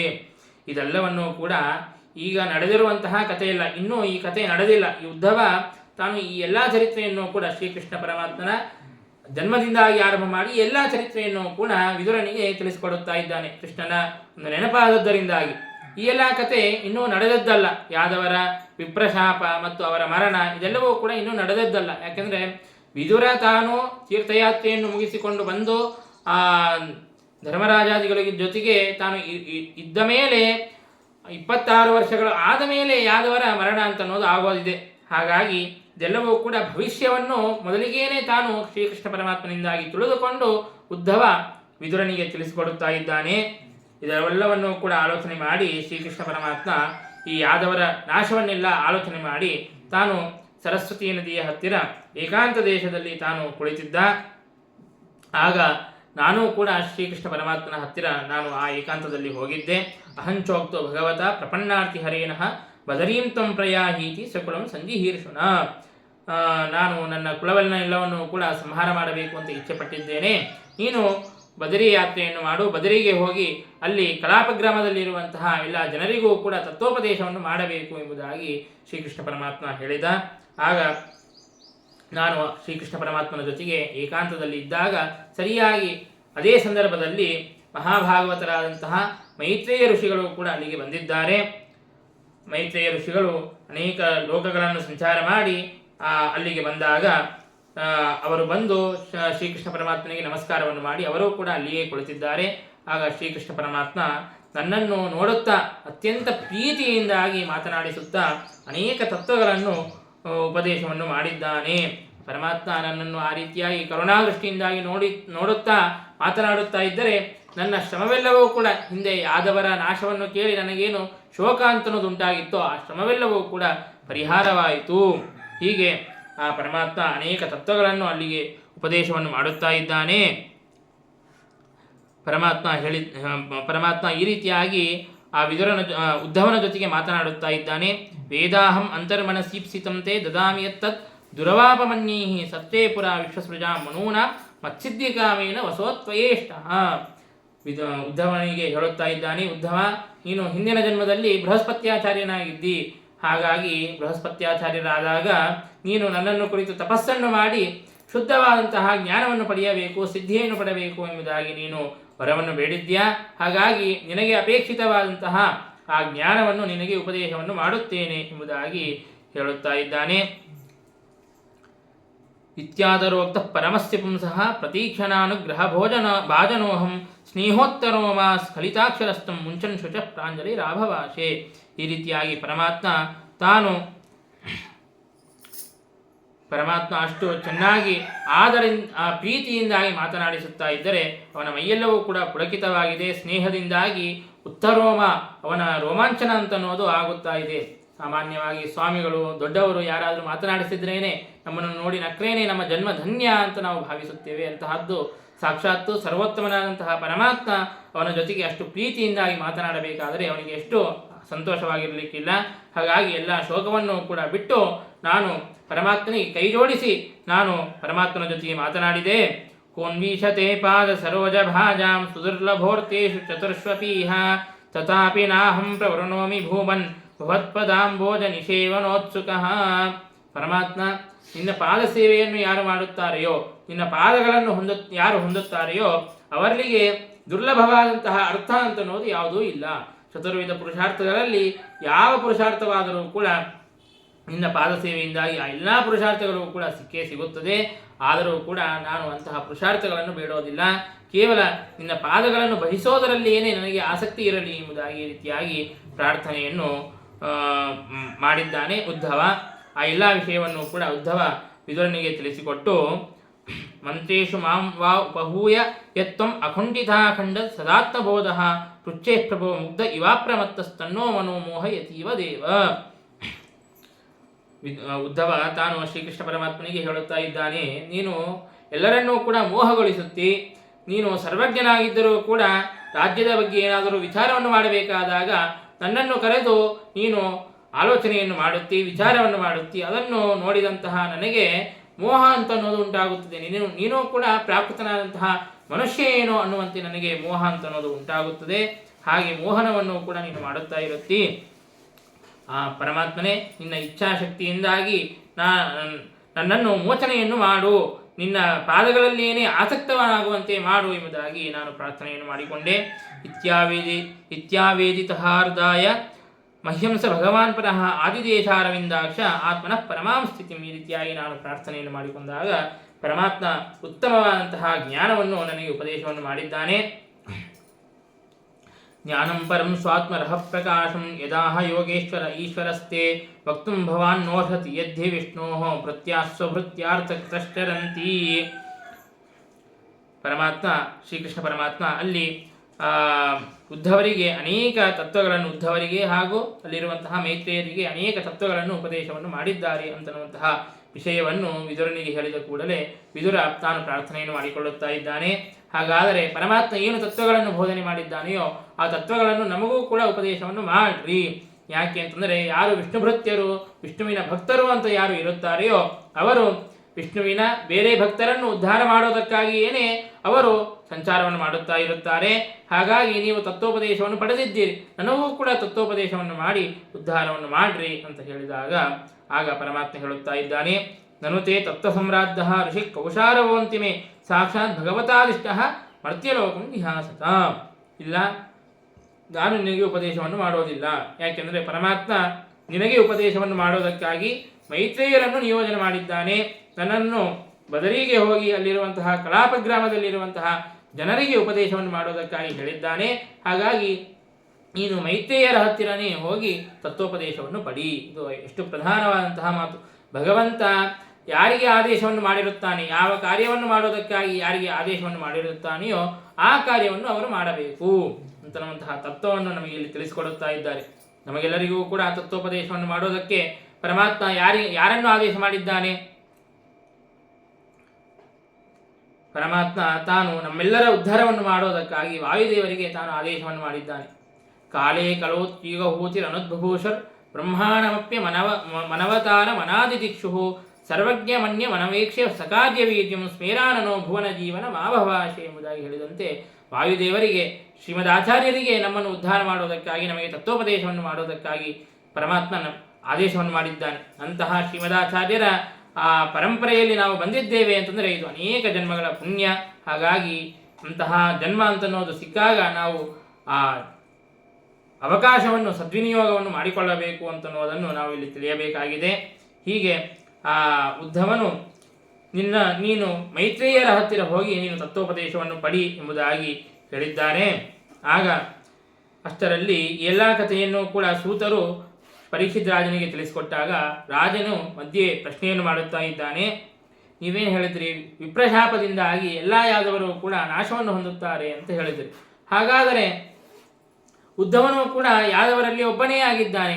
ಹಾಗಾಗಿ ಆ ಉದ್ಧವನು ಮಾತ್ರ ಯಾಕೆ ತಾನು ಸಂಹಾರವನ್ನು ಹೊಂದಲಿಲ್ಲ ಅಂತ ಕೇಳಿದಾಗ ಅದಕ್ಕೆ ಶುಕಾಚಾರ್ಯರು ಹೇಳುತ್ತಾರೆ, ಬ್ರಾಹ್ಮಣರ ಶಾಪವನ್ನು ನಿಮಿತ್ತವನ್ನಾಗಿ ಮಾಡಿ ಶ್ರೀಕೃಷ್ಣ ಪರಮಾತ್ಮ ಎಲ್ಲರನ್ನೂ ಕೂಡ ಸಂಹಾರ ಮಾಡಬೇಕು, ಎಲ್ಲ ಯಾದವರನ್ನೂ ಕೂಡ ಸಂಹಾರ ಮಾಡಬೇಕು ಎಂಬುದಾಗಿ ಇಚ್ಛೆಯನ್ನು ಮಾಡಿದಾಗ ಆಗ ಪರಮಾತ್ಮ ತಾನು ಆಲೋಚನೆ ಮಾಡಿದ, ನಾನು ಹೋದ ಮೇಲೆ ಅಂದರೆ ನಾನು ಭೂಮಿಯಲ್ಲಿ ಅದೃಶ್ಯನಾದ ಮೇಲೆ ನನ್ನ ಈ ಜ್ಞಾನವನ್ನು ಉಪದೇಶ ಮಾಡುವವರು ಯಾರಾದರೂ ಬೇಕಲ್ಲ ಅಂತ ಆಲೋಚನೆಯನ್ನು ಮಾಡಿ ನನ್ನನ್ನು ಚೆನ್ನಾಗಿ ತಿಳಿದುಕೊಂಡವರು ಅಂತಂದರೆ ಎಲ್ಲ ಯಾದವರಲ್ಲಿಯೂ ಕೂಡ ಉದ್ಧವ ನನ್ನನ್ನು ಚೆನ್ನಾಗಿ ತಿಳಿದುಕೊಂಡಿದ್ದಾನೆ.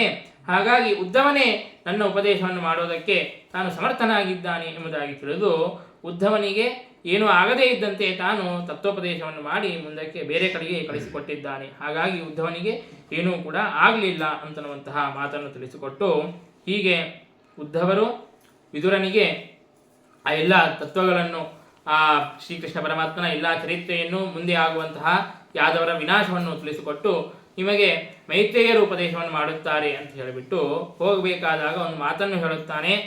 ವಿದುರೋಪ್ಯುದ್ಧವಾತ್ ಶ್ರುತ್ವ ಕೃಷ್ಣಸ್ಯ ಪರಮಾತ್ಮನಃ ಕ್ರೀಡೆಯೋಪಾತ್ತ ದೇಹಸ್ಯ ಕರ್ಮಾಣಿ ಶ್ಲಾಘಿತಾನಿ ಚ ಆತ್ಮಾನಂಚ ಕುರುಶ್ರೇಷ್ಠ ಕೃಷ್ಣೇನ ಮನಸೀಕ್ಷಿತಂ.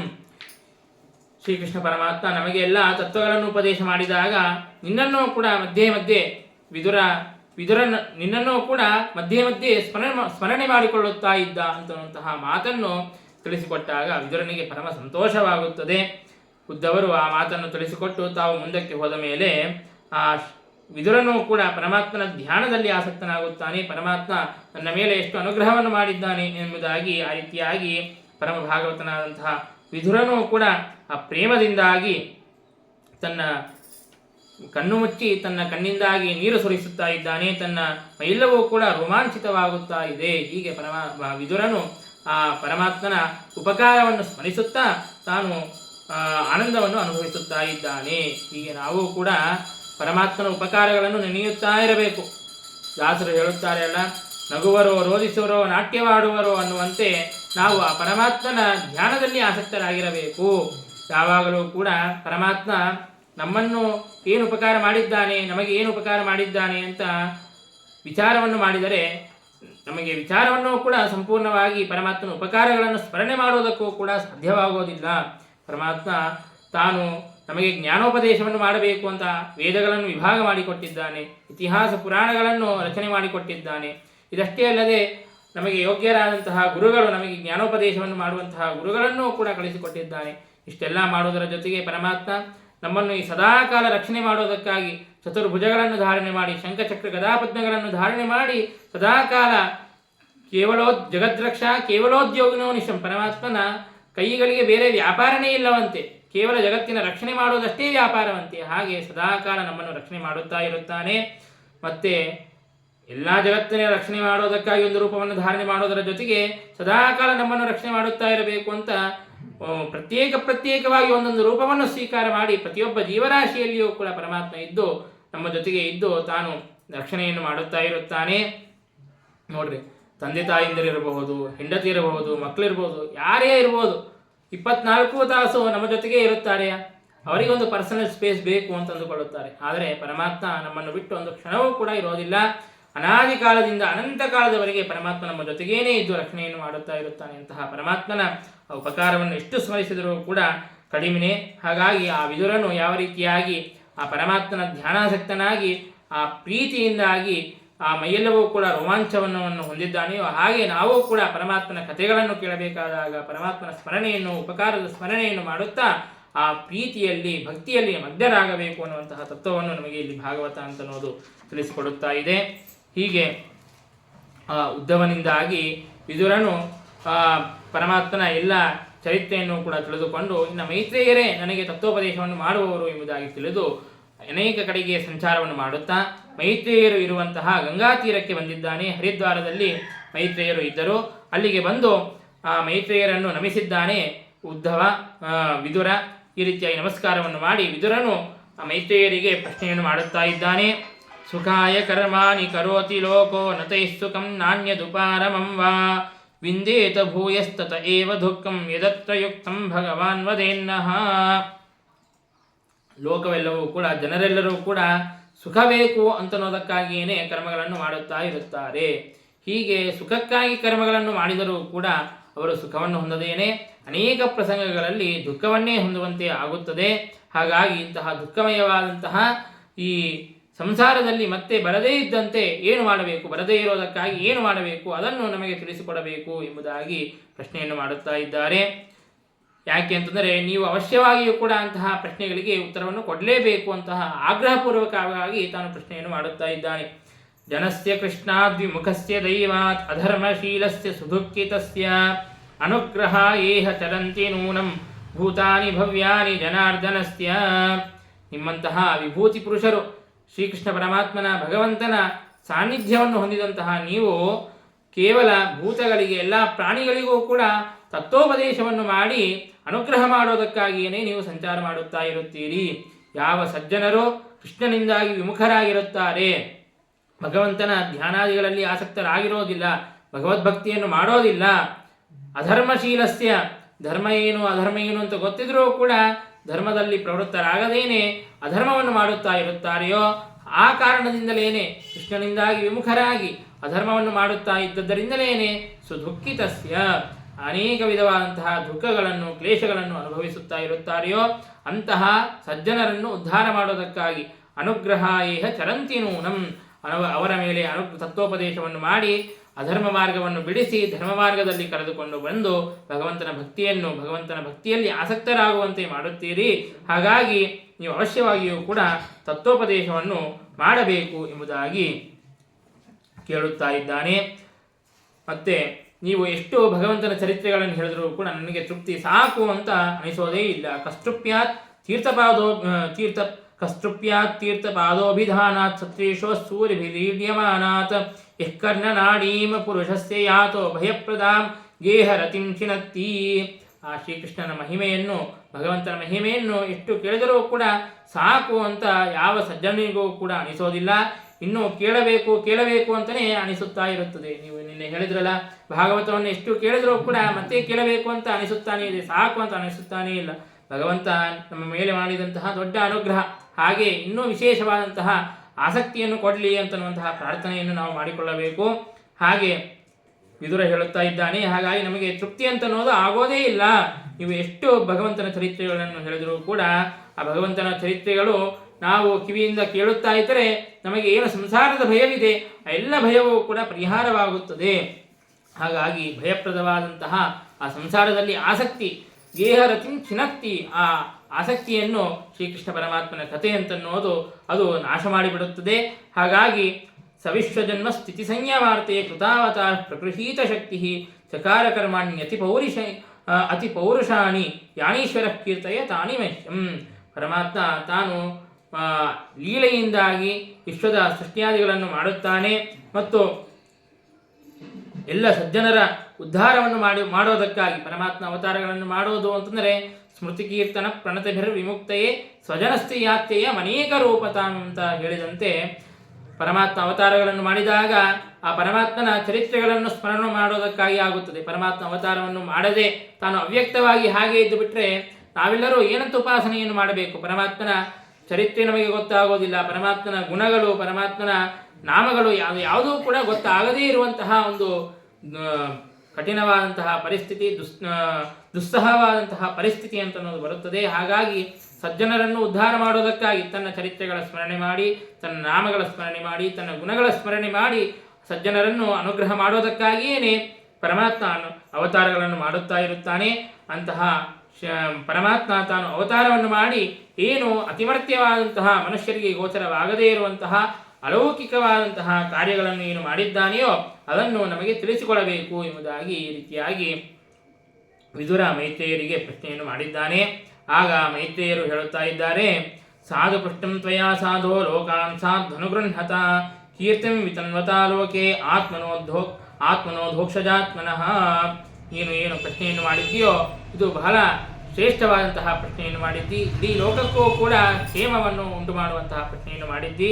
ಹೀಗೆ ನೀನು ಪ್ರಶ್ನೆಯನ್ನು ಮಾಡಿದ್ದರಿಂದಾಗಿ ಭಗವಂತನ ಕೀರ್ತಿ 4 ಕಡೆಗೆ ಅದು ವ್ಯಾಪ್ತವಾಗಿ ಬೆಳಗುತ್ತದೆ. ಹಾಗಾಗಿ ನೀನು ಮಾಡಿದಂತಹ ಈ ಪ್ರಶ್ನೆ ಅಂತನ್ನೋದು ಅತ್ಯಂತ ಯುಕ್ತವಾದದ್ದು. ನೀನು ಈ ರೀತಿಯಾಗಿ ಭಗವಂತನ ಪ್ರಶ್ನೆಯನ್ನು ಮಾಡೋದು ಇದೇನು ಆಶ್ಚರ್ಯಕರವಾದಂತಹ ಸಂಗತಿಯಲ್ಲ. ಯಾಕೆ ಅಂತಂದರೆ ನೀನು ಸಾಕ್ಷಾತ್ತು ವೇದವ್ಯಾಸ ದೇವರ ವೀರ್ಯದಿಂದಲೇ ಹುಟ್ಟಿದ್ದಿ. ಬಾದರಾಯನ ವೀರ್ಯದೇ ಅಂತಹ ಬಾದರಾಯನರ ವೇದವ್ಯಾಸ ದೇವರ ವೀರ್ಯದಿಂದಲೇ ಹುಟ್ಟಿದ್ದಿ. ಹಾಗಾಗಿ ನಿನಗೆ ಈ ರೀತಿಯಾಗಿ ಭಗವಂತನಲ್ಲಿ ಆಸಕ್ತಿ ಇರೋದು, ಭಗವಂತನ ಪ್ರಶ್ನೆಯನ್ನು ಮಾಡುವುದು ಏನೂ ಆಶ್ಚರ್ಯವಲ್ಲ. ನೀನು ಸದಾಕಾಲ ಭಗವಂತನಲ್ಲಿಯೇ ಅನನ್ಯ ಭಾವದಿಂದಾಗಿ ನೀನು ನಿನ್ನ ಮತಿಯನ್ನು ಇಟ್ಟಿರುತ್ತಿ. ಹಾಗಾಗಿ ನೀನು ಈ ರೀತಿಯಾಗಿ ಪ್ರಶ್ನೆಯನ್ನು ಮಾಡಿದ್ದು ಏನೂ ಆಶ್ಚರ್ಯವಲ್ಲ. ಮೈತ್ರೇಯರು ಆ ವಿದುರನಿಗೆ ತನ್ನ ಪೂರ್ವವೃತ್ತಾಂತವನ್ನು ಕೂಡ ತಿಳಿಸಿಕೊಡುತ್ತಾರೆ. ನೀನು ಯಮರಾಜ, ಸಾಕ್ಷಾತ್ತು ಯಮಧರ್ಮನೇ ನೀನು. ಯಮಧರ್ಮನಾದಂತಹ ನೀನು ಮಾಂಡವ್ಯರ ಶಾಪದಿಂದಾಗಿ ಈಗ ಶೂದ್ರನಾಗಿ ಅವತಾರವನ್ನು ಮಾಡಿದ್ದಿ. ಹಿಂದೆ ಮಾಂಡವ್ಯ ಋಷಿಗಳು ತಾವು ಘೋರವಾದಂತಹ ತಪಸ್ಸನ್ನು ಮಾಡುತ್ತಾ ಇರುತ್ತಾರೆ. ನಾನು ವಿಶ್ವಾಮಿತ್ರರ ಸಾಮ್ಯವನ್ನು ಹೊಂದಬೇಕು ಅನ್ನುವಂತಹ ಉದ್ದೇಶದಿಂದಾಗಿ ತಪಸ್ಸನ್ನು ಮಾಡುತ್ತಾ ಇರುತ್ತಾರೆ. ತಾವು ಕೇವಲ ಭಗವಂತನ ಪ್ರೀತಿಯಾಗಬೇಕು ಅಂತ ಇಷ್ಟೇ ತಪಸ್ಸನ್ನು ಮಾಡಿದರೆ ಅದು ಸಾಕಾಗಿತ್ತು. ಆದರೆ ಮತ್ತೊಬ್ಬರ ಸಾಮ್ಯವನ್ನು ಅಪೇಕ್ಷಿಸಿ ಏನು ತಪಸ್ಸನ್ನು ಮಾಡುತ್ತಾ ಇದ್ರು ಅದು ಯುಕ್ತವಲ್ಲ. ಹಾಗಾಗಿ ಅಯೋಗ್ಯಮಿಚ್ಛನ್ ಪುರುಷಃ ಪತತ್ಯೇವ ನ ಸಂಶಯ ಅಂತ ಹೇಳಿದಂತೆ ಅವರಿಗೆ ಆ ಯೋಗ್ಯತೆ ಅಂತ ಅನ್ನೋದು ಇಲ್ಲದೇ ಇದ್ದದರಿಂದಾಗಿ ಆ ತಪಸ್ಸನ್ನು ನಿಲ್ಲಿಸೋದಕ್ಕಾಗಿ ಅಂತ ಯಮಧರ್ಮ ತಾನು ಏನು ಮಾಡಿದ ಅಂತಂದರೆ, ಅಲ್ಲಿ ಒಂದು ರಾಜ್ಯದಲ್ಲಿ ಕಳ್ಳತನವಾದಾಗ ಆ ಕಳ್ಳತನವನ್ನು ಮಾಡಿದಂತಹ ಪುರುಷರೆಲ್ಲರೂ ಕೂಡ ತಾವು ಆ ಸಂಪತ್ತನ್ನೆಲ್ಲವನ್ನು ಕೂಡ ಮಾಂಡವ್ಯ ಋಷಿಗಳು ಎಲ್ಲಿ ತಪಸ್ಸನ್ನು ಮಾಡುತ್ತಾ ಇದ್ದರೋ ಅಲ್ಲಿ ತಂದು ಇಟ್ಟು ತಾವು ಓಡಿ ಹೋಗುತ್ತಾರೆ. ಆಗ ರಾಜಭಟರು ಇವನೇ ಕಳ್ಳತನವನ್ನು ಮಾಡಿರಬೇಕು, ಕಳ್ಳತನವನ್ನು ಮಾಡಿ ಬಂದು ಈಗ ಕಪಟವೇಷವನ್ನು ಧಾರಣೆ ಮಾಡಿ ನಮ್ಮಿಂದ ತಪ್ಪಿಸಿಕೊಂಡು ಹೋಗಲಿಕ್ಕೆ ಸಾಧ್ಯವಿಲ್ಲ ಎಂಬುದಾಗಿ ತಿಳಿದುಕೊಂಡು ಕಪಟವೇಷವನ್ನು ಧಾರಣೆ ಮಾಡಿ ತಾನು ಈ ರೀತಿಯಾಗಿ ತಪಸ್ಸನ್ನು ಮಾಡುತ್ತಾ ಇದ್ದಂತೆ ತೋರುತ್ತಾ ಇದ್ದಾನೆ ಅಂತ ತಿಳಿದುಕೊಂಡು ತಾವು ಆ ಮಾಂಡವ್ಯ ಋಷಿಗಳನ್ನು ರಾಜನ ಹತ್ತಿರ ಕರೆದುಕೊಂಡು ಬಂದಾಗ ಇವನನ್ನು ಶೂಲಕ್ಕೆ ಏರಿಸ್ರಿ ಅಂತ ಆ ರಾಜನು ಹೇಳಿದಾಗ ಮಾಂಡವ್ಯ ಋಷಿಗಳನ್ನು ಶೂಲಕ್ಕೆ ಏರಿಸುತ್ತಾರೆ. ಅವರು ಸಮಾಧ್ಯವಸ್ಥೆಯಲ್ಲಿ ಇರುತ್ತಾರೆ, ಅವರಿಗೇನೂ ಎಚ್ಚರನೇ ಇರೋದಿಲ್ಲ. ಇನ್ನು ಯಾವಾಗ ಎಚ್ಚರವಾಗುತ್ತದೆಯೋ ಆಗ ಅವರು ನೇರವಾಗಿ ಯಮನ ಹತ್ತಿರ ಹೋಗುತ್ತಾರೆ.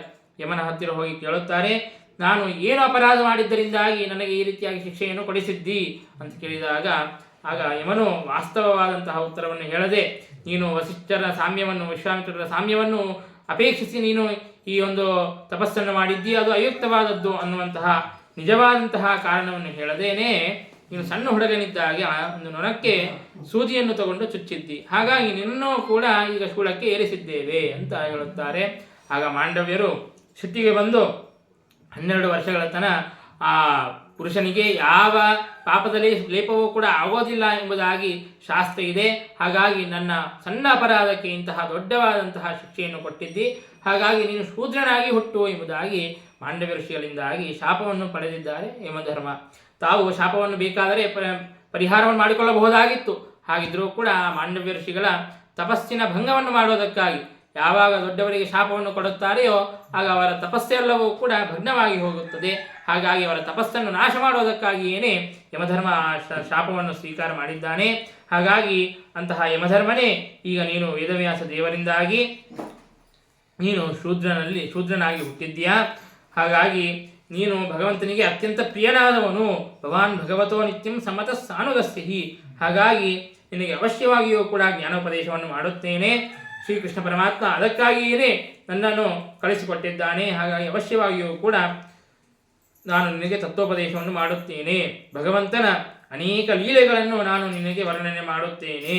ಅದರ ಜೊತೆಗೆ ಶ್ರೀಕೃಷ್ಣ ಪರಮಾತ್ಮನ ಪ್ರಪಂಚದ ಸೃಷ್ಟಿಯಾದಿ ವ್ಯಾಪಾರವನ್ನು ಕೂಡ ನಿನಗೆ ಚೆನ್ನಾಗಿ ವರ್ಣನೆಯನ್ನು ಮಾಡುತ್ತೇನೆ ಎಂಬುದಾಗಿ ಮೈತ್ರೇಯರು ವಿದುರನಿಗೆ ಹೇಳಿದ್ದಾರೆ. ಹಾಗೆ ಹೇಳಿದಂತೆಯೇ ಭಗವಂತನ ಅನೇಕ ಲೀಲೆಗಳನ್ನು, ಭಗವಂತನ ಸೃಷ್ಟಿಯಾದಿ ಕಾರ್ಯವನ್ನು ಅವೆಲ್ಲವನ್ನು ಕೂಡ ಬಹಳ ಚೆನ್ನಾಗಿ ವರ್ಣನೆಯನ್ನು ಮಾಡಿದಾಗ ಆಗ ವಿದುರ ಪ್ರಶ್ನೆಯನ್ನು ಮಾಡುತ್ತಾ ಇದ್ದಾನೆ.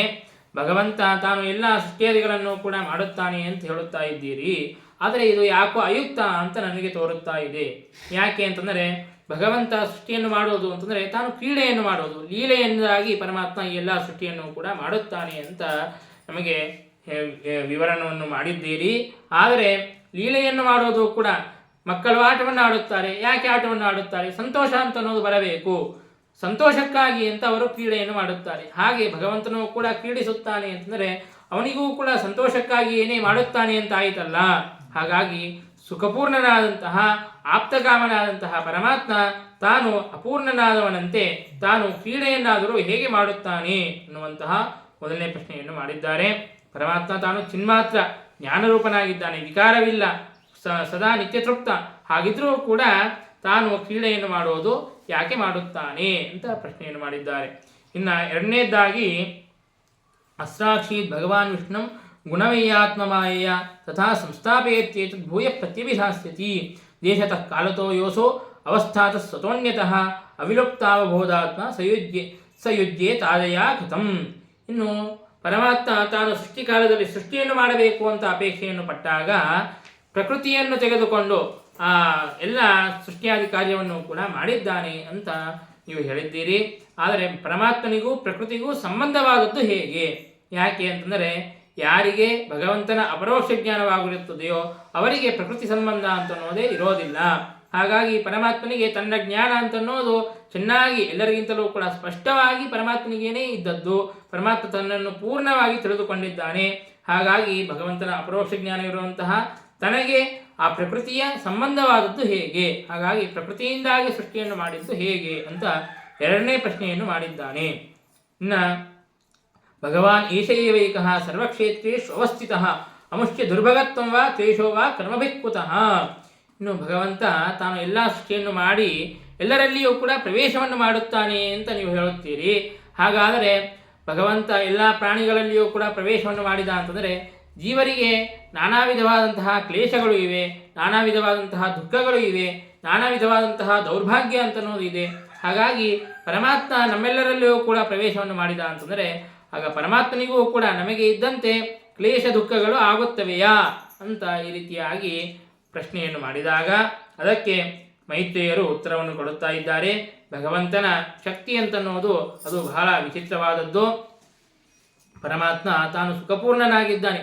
ಹಾಗಿದ್ರೂ ಕೂಡ ಕ್ರೀಡೆಯನ್ನು ಮಾಡುತ್ತಾನೆ ಅಲ್ಲ ಅಂತಂದರೆ ತಾನು ಸುಖಕ್ಕಾಗಿ ಕ್ರೀಡೆಯನ್ನು ಮಾಡೋದಿಲ್ಲ, ಲೀಲೆಯನ್ನು ಮಾಡೋದಿಲ್ಲ. ಈ ಎಲ್ಲ ಸೃಷ್ಟಿಯಾದಿ ವ್ಯಾಪಾರವನ್ನು ಏನು ಲೀಲೆಯಿಂದಾಗಿ ಮಾಡುತ್ತಾನೆಯೋ ಆ ಲೀಲೆಯನ್ನು, ಆ ಸೃಷ್ಟಿಯಾದಿ ಲೀಲೆಯನ್ನು ಪರಮಾತ್ಮ ತಾನು ಸುಖಕ್ಕಾಗಿ ಮಾಡೋದಿಲ್ಲ, ತಾನು ಸುಖಪೂರ್ಣನಾಗಿದ್ದಾನೆ. ಹಾಗಿದ್ರೂ ಕೂಡ ಕೇವಲ ತನ್ನ ಸ್ವಭಾವ ಸುಖದಿಂದಲೇನೆ, ಆನಂದದಿಂದಲೇನೆ, ಆನಂದೋದ್ರೇಕದಿಂದಲೇನೆ ಪರಮಾತ್ಮ ತಾನು ಆ ಸೃಷ್ಟಿಯಾದಿ ಲೀಲೆಯನ್ನು ಮಾಡುತ್ತಾನೆ. ಯಾವ ರೀತಿಯಾಗಿ ಸಂತೋಷವಾದಂತಹ ಪುರುಷ ಬಹಳ ಆನಂದೋದ್ರೇಕವಾದಾಗ ನರ್ತನೆಯನ್ನು ಮಾಡುತ್ತಾನೆಯೋ ಆ ನರ್ತನೆಯನ್ನು ಯಾಕೆ ಮಾಡುತ್ತಾನೆ? ಅದಕ್ಕೇನು ಪ್ರಯೋಜನ ಇಲ್ಲ. ಆನಂದಕ್ಕಾಗಿ ಸಂತೋಷಕ್ಕಾಗಿ ಮಾಡೋದಿಲ್ಲ. ಆ ನರ್ತನೆಯನ್ನು ಆನಂದವಾದದ್ದರಿಂದಲೇನೇ ಮಾಡುತ್ತಾನೆ. ಆನಂದದಿಂದಲೇನೆ ಯಾವ ರೀತಿಯಾಗಿ ಪುರುಷನು ಮತ್ತನಾದಂತಹ ಪುರುಷನು ಯಾವ ರೀತಿಯಾಗಿ ನರ್ತನೆಯನ್ನು ಮಾಡುತ್ತಾನೆಯೋ ಹಾಗೆ ಪರಮಾತ್ಮನೂ ಕೂಡ ಆನಂದದಿಂದಲೇನೆ ಎಲ್ಲ ಜಗತ್ತನ್ನು ಸೃಷ್ಟಿ ಮಾಡುತ್ತಾನೆ. ಈ ರೀತಿಯಾಗಿ ಜಗತ್ಸರ್ಜನಾದಿ ವ್ಯಾಪಾರ ಅಂತನ್ನೋದೇನಿದೆಯೋ ಇದು ಪರಮಾತ್ಮನ ಸ್ವಭಾವವಾಗಿದೆ. ಈ ಎಲ್ಲ ಅರ್ಥವನ್ನು ಕೂಡ ಶ್ರುತಿಗಳು ನಮಗೆ ತಿಳಿಸಿಕೊಡುತ್ತದೆ. ದೇವಶೇಷ ಸ್ವಭಾವೋಯಂ ಆಪ್ತಕಾಮಸ್ಯ ಕಾ ಸ್ಪೃಹ ಎಂಬುದಾಗಿ ಹೇಳಿದಂತೆ ಪರಮಾತ್ಮ ಇದೆಲ್ಲವೂ ಕೂಡ ತನ್ನ ಸ್ವಾಭಾವಿಕವಾಗಿ ಎಲ್ಲ ಸೃಷ್ಟಿಯನ್ನು ಆನಂದೋದ್ರೇಕದಿಂದಾಗಿ ಮಾಡುತ್ತಾನೆ. ಹಾಗಾಗಿ ಪರಮಾತ್ಮ ಸುಖಕ್ಕಾಗಿ ಮಾಡೋದಿಲ್ಲ ಅಂತ ಮೊದಲನೇ ಪ್ರಶ್ನೆಗೆ ಉತ್ತರವನ್ನು ಕೊಟ್ಟಿದ್ದಾರೆ. ಇನ್ನು ಪರಮಾತ್ಮನಿಗೆ ಪ್ರಕೃತಿಯ ಸಂಬಂಧವಾದದ್ದು ಹೇಗೆ ಅಂತ ಪ್ರಶ್ನೆಯನ್ನು ಮಾಡಿದ್ದೀಯಲ್ಲ. ಪ್ರಕೃತಿಯ ಸಂಬಂಧ ಪರಮಾತ್ಮ ಯಾರಿಗೆ ಭಗವಂತನ ಅಪರೋಕ್ಷ ಜ್ಞಾನವಿರುತ್ತದೆಯೋ ಅದು ಅವರಿಗೆ ಪ್ರಕೃತಿ ಸಂಬಂಧವಾಗೋದಿಲ್ಲ ಅಂತನ್ನೋದರ ಅರ್ಥವೇನು ಅಂತಂದರೆ ಪ್ರಕೃತಿಯು ಅವರಿಗೆ ಬಂಧಕವಾಗಿ ಇರೋದಿಲ್ಲ ಎಂಬುದಾಗಿ ಅಷ್ಟೇ ಅರ್ಥ.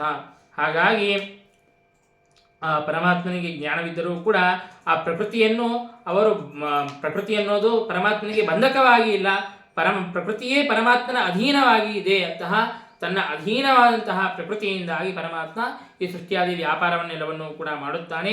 ಹಾಗಾಗಿ ಪ್ರಕೃತಿಯ ಸಂಬಂಧ ಅಂತನ್ನೋದಾದರೂ ಕೂಡ ಅವರಿಗೆ ಅದು ಬಂಧಕವಾಗಿ ಇಲ್ಲ, ಅದರಿಂದಾಗಿ ಅದು ದೋಷವಲ್ಲ ಎಂಬುದಾಗಿ ಈ ರೀತಿಯಾಗಿ ನಿರೂಪಣೆಯನ್ನು ಮಾಡಿದ್ದಾರೆ. ಅಂದರೆ ಈಗ ಯಾವ ರೀತಿಯಾಗಿ ಒಂದು ಸುಮ್ಮನೆ ಉದಾಹರಣೆಯನ್ನು ಕೊಡಬೇಕು ಅಂತಂದರೆ ಏಕಾದಶಿ ದಿನ ತಂದೆ ತಾಯಿಯಂದಿರು ಅವರು ಉಪವಾಸವನ್ನು ಮಾಡುತ್ತಾರೆ. ಅಂದರೆ ಅವರು ಯಾವ ಆಹಾರವನ್ನು ಕೂಡ ಸ್ವೀಕಾರ ಮಾಡೋದಿಲ್ಲ. ಆದರೆ ಸಣ್ಣ ಶಿಶು ಇರುತ್ತದೆ, 2 ವರ್ಷ 3 ವರ್ಷದ ಶಿಶು. ಆಗ ಆ ಶಿಶುವಿಗೆ ಮತ್ತೆ ಆಹಾರವನ್ನು ಕೊಡುತ್ತಾರೆ. ಮತ್ತು ಏಕಾದಶಿ ದಿನ ಆಹಾರವನ್ನು ಮುಟ್ಟೋದೇ ಇಲ್ಲ, ಆಹಾರಕ್ಕೂ ನಮಗೂ ಸಂಬಂಧನೇ ಇಲ್ಲ ಅಂತನ್ನೋದಕ್ಕೇನರ್ಥ? ಆಹಾರವನ್ನು ನಾವು ತಿನ್ನೋದಿಲ್ಲ ಅಂತ ಅಷ್ಟೇ ಅರ್ಥ. ಶಿಶುವಿಗೆ ಕೊಡೋದಕ್ಕೂ ಆಹಾರವನ್ನು ಮುಟ್ಟೋದಿಲ್ಲ ಅಂತ ಅರ್ಥವೇನು ಇಲ್ಲ. ಶಿಶುವಿಗೆ ಕೊಡೋದಕ್ಕೆ ಆಹಾರವನ್ನು ಮುಟ್ಟುತ್ತಾರೆ. ಹಾಗೆ ಪ್ರಕೃತಿಯ ಸಂಬಂಧವಿಲ್ಲ ಅಂತ ಅನ್ನೋದಕ್ಕೆ ಅರ್ಥವೇನು, ಪ್ರಕೃತಿ ಬಂಧಕವಾಗಿ ಇಲ್ಲ, ಪ್ರಕೃತಿಯು ತನ್ನನ್ನು ಬಂಧಿಸೋದಿಲ್ಲ ಅಂತ ಇಷ್ಟೇ ಅರ್ಥ ಹೊರತು ಪ್ರಕೃತಿಯನ್ನು ಮತ್ತೊಬ್ಬರನ್ನು ಬಂಧಿಸೋದಕ್ಕಾಗಿ, ಪ್ರಕೃತಿಯಿಂದಾಗಿ ಸೃಷ್ಟಿಯಾದಿಗಳನ್ನು ಮಾಡೋದಕ್ಕಾಗಿ ತನ್ನ ಅಧೀನವಾದಂತಹ ಪ್ರಕೃತಿಯನ್ನು ಪರಮಾತ್ಮ ತಾನು ಸೃಷ್ಟಿಯಾದಿ ವ್ಯಾಪಾರಕ್ಕಾಗಿ ತಾನು ನಿಯಮನವನ್ನು ಮಾಡುತ್ತಾನೆ. ಹಾಗೆ ಆ ಪರಮಾತ್ಮನ ಲೀಲೆ ಅಂತನ್ನುವುದು ಇದೆ ಎಂಬುದಾಗಿ ಹೇಳಿ, ಇನ್ನು ಮೂರನೇ ಪ್ರಶ್ನೆ, ಪರಮಾತ್ಮ ಎಲ್ಲ ಕಡೆಗೂ ಕೂಡ ಪ್ರವೇಶವನ್ನು ಮಾಡಿದ್ದಾನೆ ಅಂತಂದರೆ ನಮಗೆ ದುಃಖಾದಿಗಳಾದಾಗ ಪರಮಾತ್ಮನಿಗೂ ಕೂಡ ಮತ್ತೆ ಕ್ಲೇಶ ದುಃಖಾದಿಗಳು ಆಗುತ್ತವೆಯೇ ಅಂತ ಆ ಪ್ರಶ್ನೆಗೆ ಉದ್ಧವರು ಮೈತ್ರೇಯರು ಉತ್ತರವನ್ನು ಕೊಡುತ್ತಾ ಇದ್ದಾರೆ. ಇಲ್ಲ, ಪರಮಾತ್ಮ ನಮ್ಮಲ್ಲಿ ಇದ್ದರೂ ಕೂಡ ಪರಮಾತ್ಮನಿಗೆ ಇದು ಯಾವ ಕ್ಲೇಶಗಳು ಯಾವ ದುಃಖಗಳು ಕೂಡ ಆಗೋದಿಲ್ಲ. ಅದು ಹೇಗೆ ಅಂತಂದರೆ, ಈಗ ಒಂದು ಮನೆಯಲ್ಲಿ ಒಬ್ಬ ಪುರುಷನು ಇದ್ದಾನೆ, ಆ ಮನೆಗೆ ಬೆಂಕಿಯನ್ನು ಹಚ್ಚಿದ್ದೇವೆ, ಆದರೆ ಆ ಪುರುಷ ಒಳಗೇನಿದ್ದಾನೆಯೋ ಆ ಪುರುಷನಿಗೆ ಅಗ್ನಿ ಏನು ಮಾಡೋದಿಲ್ಲ. ಯಾಕೆ ಅಂತಂದರೆ ಅವನಿಗೆ ಅಗ್ನಿಸ್ತಂಭನ ವಿದ್ಯೆ ಅಂತ ಅನ್ನೋದು ಗೊತ್ತಿದೆ. ಹಾಗಾಗಿ ಅಗ್ನಿಸ್ತಂಭನ ವಿದ್ಯೆ ಗೊತ್ತಿರುವಂತಹ ಪುರುಷನಿಗೆ ತಾನು ಬೆಂಕಿಯ ಮಧ್ಯದಲ್ಲಿ ಇದ್ರೂ ಕೂಡ ಬೆಂಕಿ ಏನೂ ಮಾಡೋದಕ್ಕೆ ಸಾಧ್ಯವಾಗೋದಿಲ್ಲ. ಹಾಗೆ ಪರಮಾತ್ಮ ತಾನು ಸರ್ವಶಕ್ತನಾಗಿದ್ದಾನೆ, ಅಪರಿಮಿತವಾದಂತಹ ಶಕ್ತಿ ಉಳ್ಳವನಾಗಿದ್ದಾನೆ. ಪರಮಾತ್ಮನ ಶಕ್ತಿಗೆ ಯಾರೂ ಕೂಡ ವಿರೋಧ ಮಾಡುವವರು ಇಲ್ಲ. ಹಾಗಾಗಿ ಸರ್ವಶಕ್ತನಾದಂತಹ ಸ್ವತಂತ್ರನಾದಂತಹ ಪರಮಾತ್ಮನು ತಾನು ಎಲ್ಲ ಕಡೆಗೂ ಪ್ರವೇಶವನ್ನು ಮಾಡಿ ಇದ್ದರೂ ಕೂಡ ಪರಮಾತ್ಮನಿಗೆ ಯಾವ ದುಃಖ ಕ್ಲೇಶಗಳು ಕೂಡ ಆಗೋದಿಲ್ಲ. ಯಾವ ರೀತಿಯಾಗಿ ಆಕಾಶವು ಎಲ್ಲ ಕಡೆಗೂ ಇದೆ, ಎಲ್ಲ ಪದಾರ್ಥಗಳ ಸಂಬಂಧವನ್ನು ಹೊಂದಿದೆ. ಹಾಗಿದ್ರೂ ಕೂಡ ಆಕಾಶಕ್ಕೆ ಏನಾದರೂ ದೋಷ ಬರುತ್ತದೆ, ಏನಾದರೂ ಅಶುಚಿ ಪದಾರ್ಥ ಇದೆ, ಆಕಾಶ ಎಲ್ಲ ಅಶುದ್ಧಿ ಆಯಿತು ಅಂತ ಆಕಾಶಕ್ಕೆ ಏನಾದರೂ ದೋಷಗಳು ಬರುತ್ತವೆಯಾ? ವಾಯು ಎಲ್ಲ ಕಡೆಗೆ ಇದೆ, ಆ ವಾಯುವಿಗೆ ಅಶುದ್ಧಿ ಪದಾರ್ಥದ ಒಂದು ಸಂಬಂಧ ಅಂತ ಅನ್ನೋದಾದಾಗ ವಾಯುವಿಗೆ ಏನಾದರೂ ದೋಷ ಬರುತ್ತದೆಯಾ? ಇಲ್ಲ. ಹಾಗೆ ಪರಮಾತ್ಮನೂ ಕೂಡ ಎಲ್ಲ ಕಡೆಗೂ ಇದ್ದರೂ ಕೂಡ ಆ ಪರಮಾತ್ಮನಿಗೆ ಯಾವ ಕ್ಲೇಶಗಳು ದುಃಖಗಳು ಯಾವುದೂ ಕೂಡ ಪರಮಾತ್ಮನಿಗೆ ಇಲ್ಲ ಅಂತ ಈ ರೀತಿಯಾಗಿ ಆ ಎಲ್ಲ ಸಂದೇಹಗಳನ್ನು ಕೂಡ ಪರಿಹಾರವನ್ನು ಮಾಡಿ ಅನೇಕ ತತ್ವಗಳನ್ನು ಅಲ್ಲಿ ವಿದುರನಿಗೆ ಮೈತ್ರೇಯರು ಉಪದೇಶವನ್ನು ಮಾಡುತ್ತಾ ಇದ್ದಾರೆ. ಹೀಗೆ ಅನೇಕ ತತ್ವಗಳನ್ನು ಉಪದೇಶವನ್ನು ಮಾಡಿ, ಅಹೋ ಅದ್ಭುತಮೇತನ್ಮೇ ವ್ಯಾಪೃತಸ್ಯಾಪಿ ನಿತ್ಯದ ನಹ್ಯೇದಂತೆ ಪ್ರಜಾನೂನಂ ದೈವಮತ್ರ ವಿಘಾತಕಂ. ಪರಮಾತ್ಮನ ಅನೇಕ ಲೀಲೆಗಳನ್ನು ವರ್ಣನೆಯನ್ನು ಮಾಡಿ ಪರಮಾತ್ಮನ ಸೃಷ್ಟಿಯಾದಿ ವ್ಯಾಪಾರವನ್ನೆಲ್ಲವನ್ನು ಕೂಡ ತಿಳಿಸಿಕೊಟ್ಟಿದ್ದಾರೆ. ಪರಮಾತ್ಮ ತಾನು ಪ್ರಕೃತಿಯಿಂದಾಗಿ 24 ತತ್ವಗಳನ್ನು ಸೃಷ್ಟಿ ಮಾಡುತ್ತಾನೆ. ಹಿಂದೆ ನಾವು ದ್ವಿತೀಯ ಸ್ಕಂದದಲ್ಲಿ ಅದನ್ನು ನಾವು ಕೇಳಿದ್ದೇವೆ, ಹಾಗಾಗಿ ಮತ್ತೆ ವಿಸ್ತಾರವಾಗಿ ಹೇಳೋದಕ್ಕೆ ಹೋಗೋದಿಲ್ಲ. ಪರಮಾತ್ಮ ತಾನು 24 ತತ್ವಗಳನ್ನು ಸೃಷ್ಟಿ ಮಾಡಿ ಪರಮಾತ್ಮನೇ ತಾನು ಶ್ರೀದೇವಿಯನ್ನು ಹೊಂದಿ ಬ್ರಹ್ಮಾಂಡವನ್ನು ಕೂಡ ಸೃಷ್ಟಿಯನ್ನು ಮಾಡುತ್ತಾನೆ. ಆ ಬ್ರಹ್ಮಾಂಡದ ಒಳಗೆ ತಾನು ವಿರಾಟ್ ರೂಪದಿಂದಾಗಿ ಪ್ರವೇಶವನ್ನು ಮಾಡಿ, ಪದ್ಮನಾಭ ರೂಪದಿಂದಾಗಿ ಪ್ರವೇಶವನ್ನು ಮಾಡಿ, ತನ್ನ ನಾಭಿಕಮಲದಿಂದಾಗಿ 14 ಲೋಕಗಳನ್ನು ಸೃಷ್ಟಿ ಮಾಡುತ್ತಾನೆ. ಸೃಷ್ಟಿಯನ್ನು ಮಾಡಿ ಬ್ರಹ್ಮದೇವರಿಗೆ ಆದೇಶವನ್ನು ಮಾಡುತ್ತಾನೆ, ನೀನು ಈ ಎಲ್ಲ ಪ್ರಜೆಗಳನ್ನು ನಾನಾ ವಿಧವಾದಂತಹ ಪ್ರಜೆಗಳ ಸೃಷ್ಟಿಯನ್ನು ಮಾಡಬೇಕು. ಲೋಕಗಳನ್ನು ಸೃಷ್ಟಿ ಮಾಡಿದ್ದಾಯಿತು, ನೀನು ಕೇಳಿದಂತೆ ಬ್ರಹ್ಮಾಂಡವನ್ನು ಸೃಷ್ಟಿ ಮಾಡಿದ್ದೇನೆ, ಲೋಕಗಳ ಸೃಷ್ಟಿಯೂ ಕೂಡ ಆಗಿದೆ. ಹಾಗಾಗಿ ಪ್ರಜೆಗಳ ನಾನಾ ವಿಧವಾದಂತಹ ಪ್ರಜೆಗಳ ಸೃಷ್ಟಿಯನ್ನು ಮಾಡಬೇಕು ಎಂಬುದಾಗಿ ಪರಮಾತ್ಮ ಆದೇಶವನ್ನು ಮಾಡಿದ್ದಾನೆ. ಆಗ ಬ್ರಹ್ಮದೇವರು ಮಾನಸ ಸೃಷ್ಟಿಯನ್ನು ಮಾಡುತ್ತಾ ಇದ್ದಾರೆ, ಸಂಕಲ್ಪವನ್ನು ಮಾಡಿ ಮಾನಸ ಸೃಷ್ಟಿಯನ್ನು ಮಾಡುತ್ತಾ ಇದ್ದಾರೆ. ಇವರು ಹುಟ್ಟಬೇಕು, ಇಂತಹ ಅವಯವದಿಂದಾಗಿ ಇವರು ಹುಟ್ಟಬೇಕು ಅಂತ ಅಂದುಕೊಂಡರೆ ಆಯಾ ಅವಯವದಿಂದಾಗಿ ಆಯಾ ದೇವತೆಗಳು ಹುಟ್ಟುತ್ತಾ ಇದ್ದಾರೆ. ಹೀಗೆ ಅನೇಕ ಪ್ರಜೆಗಳ ಸೃಷ್ಟಿಯನ್ನು ಮಾಡಿದ ಮೇಲೆ, ಅನೇಕ ದೇವತೆಗಳ ಸೃಷ್ಟಿಯನ್ನು ಮಾಡಿದ ಮೇಲೆ ಬ್ರಹ್ಮದೇವರು ವಿಚಾರವನ್ನು ಮಾಡುತ್ತಾರೆ, ಇದೇನು ಅದ್ಭುತ, ನಾನು ಎಷ್ಟು ವ್ಯಾಪಾರವನ್ನು ಮಾಡುತ್ತಾ ಇದ್ದೇನೆ ಸೃಷ್ಟಿಯನ್ನು ಮಾಡೋದಕ್ಕಾಗಿ, ಪ್ರಜೆಗಳ ಸೃಷ್ಟಿಯನ್ನು ಮಾಡೋದಕ್ಕಾಗಿ ಅಂತ ಬಹಳ ಪ್ರಯತ್ನವನ್ನು ಮಾಡುತ್ತಾ ಇದ್ದಾನೆ, ಬಹಳ ವ್ಯಾಪಾರವನ್ನು ಮಾಡುತ್ತಾ ಇದ್ದೇನೆ. ಹಾಗಿದ್ರೂ ಕೂಡ ಪ್ರಜಾ ಸೃಷ್ಟಿ ಬಹಳ ಕಡಿಮೆ ಮಟ್ಟದಲ್ಲಿ ಆಗುತ್ತಾ ಇದೆ. ಬಹಳ ವಿಶೇಷವಾಗಿ ಅಧಿಕವಾದಂತಹ ರೀತಿಯಲ್ಲಿ ಪ್ರಜಾ ಸೃಷ್ಟಿ ಅಂತನ್ನೋದು ಆಗುತ್ತಾ ಇಲ್ಲ. ಹಾಗಾಗಿ ವಿಶೇಷವಾಗಿ ಅಧಿಕವಾದಂತಹ ರೀತಿಯಲ್ಲಿ ಪ್ರಜಾ ಸೃಷ್ಟಿ ಅಂತನ್ನೋದು ಆಗಬೇಕು ಅಂತಂದರೆ ಏನು ಮಾಡಬೇಕು ಅಂತ ಈ ರೀತಿಯಾಗಿ ವಿಚಾರವನ್ನು ಮಾಡುತ್ತಾ ಇದ್ದಾರೆ. ಏವಂ ಯುಕ್ತಿಮತಸ್ತಸ್ಯ ದೈವಂ ಚ ವೀಕ್ಷತಸ್ತದ ಕಸ್ಯ ರೂಪಂ ಅಭೂದ್ವೇದ ಯತ್ಕಾಯಂ ಅಭಿಚಕ್ಷತೆ. ಆಗ ಈ ರೀತಿಯಾಗಿ ವಿಚಾರವನ್ನು ಮಾಡುತ್ತಾ ಇರಬೇಕಾದಾಗ ಆಗ ಪರಮಾತ್ಮನ ಪ್ರೇರಣೆಯಂತೆ ಬ್ರಹ್ಮದೇವರ ಶರೀರ 2 ಭಾಗವಾಗಿದೆ. ಒಂದು ಬ್ರಹ್ಮದೇವರ ಶರೀರವಾಯಿತು, ಮತ್ತೊಂದು ಸರಸ್ವತೀ ದೇವಿಯ ಶರೀರವಾಯಿತು. ಇಷ್ಟು ದಿನ ಬ್ರಹ್ಮದೇವರು ಹಾಗೂ ಸರಸ್ವತೀ ದೇವಿ ಅವರಿಬ್ಬರೂ ಕೂಡ ಒಂದೇ ಶರೀರದಲ್ಲಿ ವಾಸವನ್ನು ಮಾಡುತ್ತಾ ಇದ್ದರು. ಅರ್ಧನಾರಿ ನರೇಶ್ವರರಾಗಿ ತಾವು ನಿವಾಸವನ್ನು ಮಾಡುತ್ತಾ ಇದ್ದರು.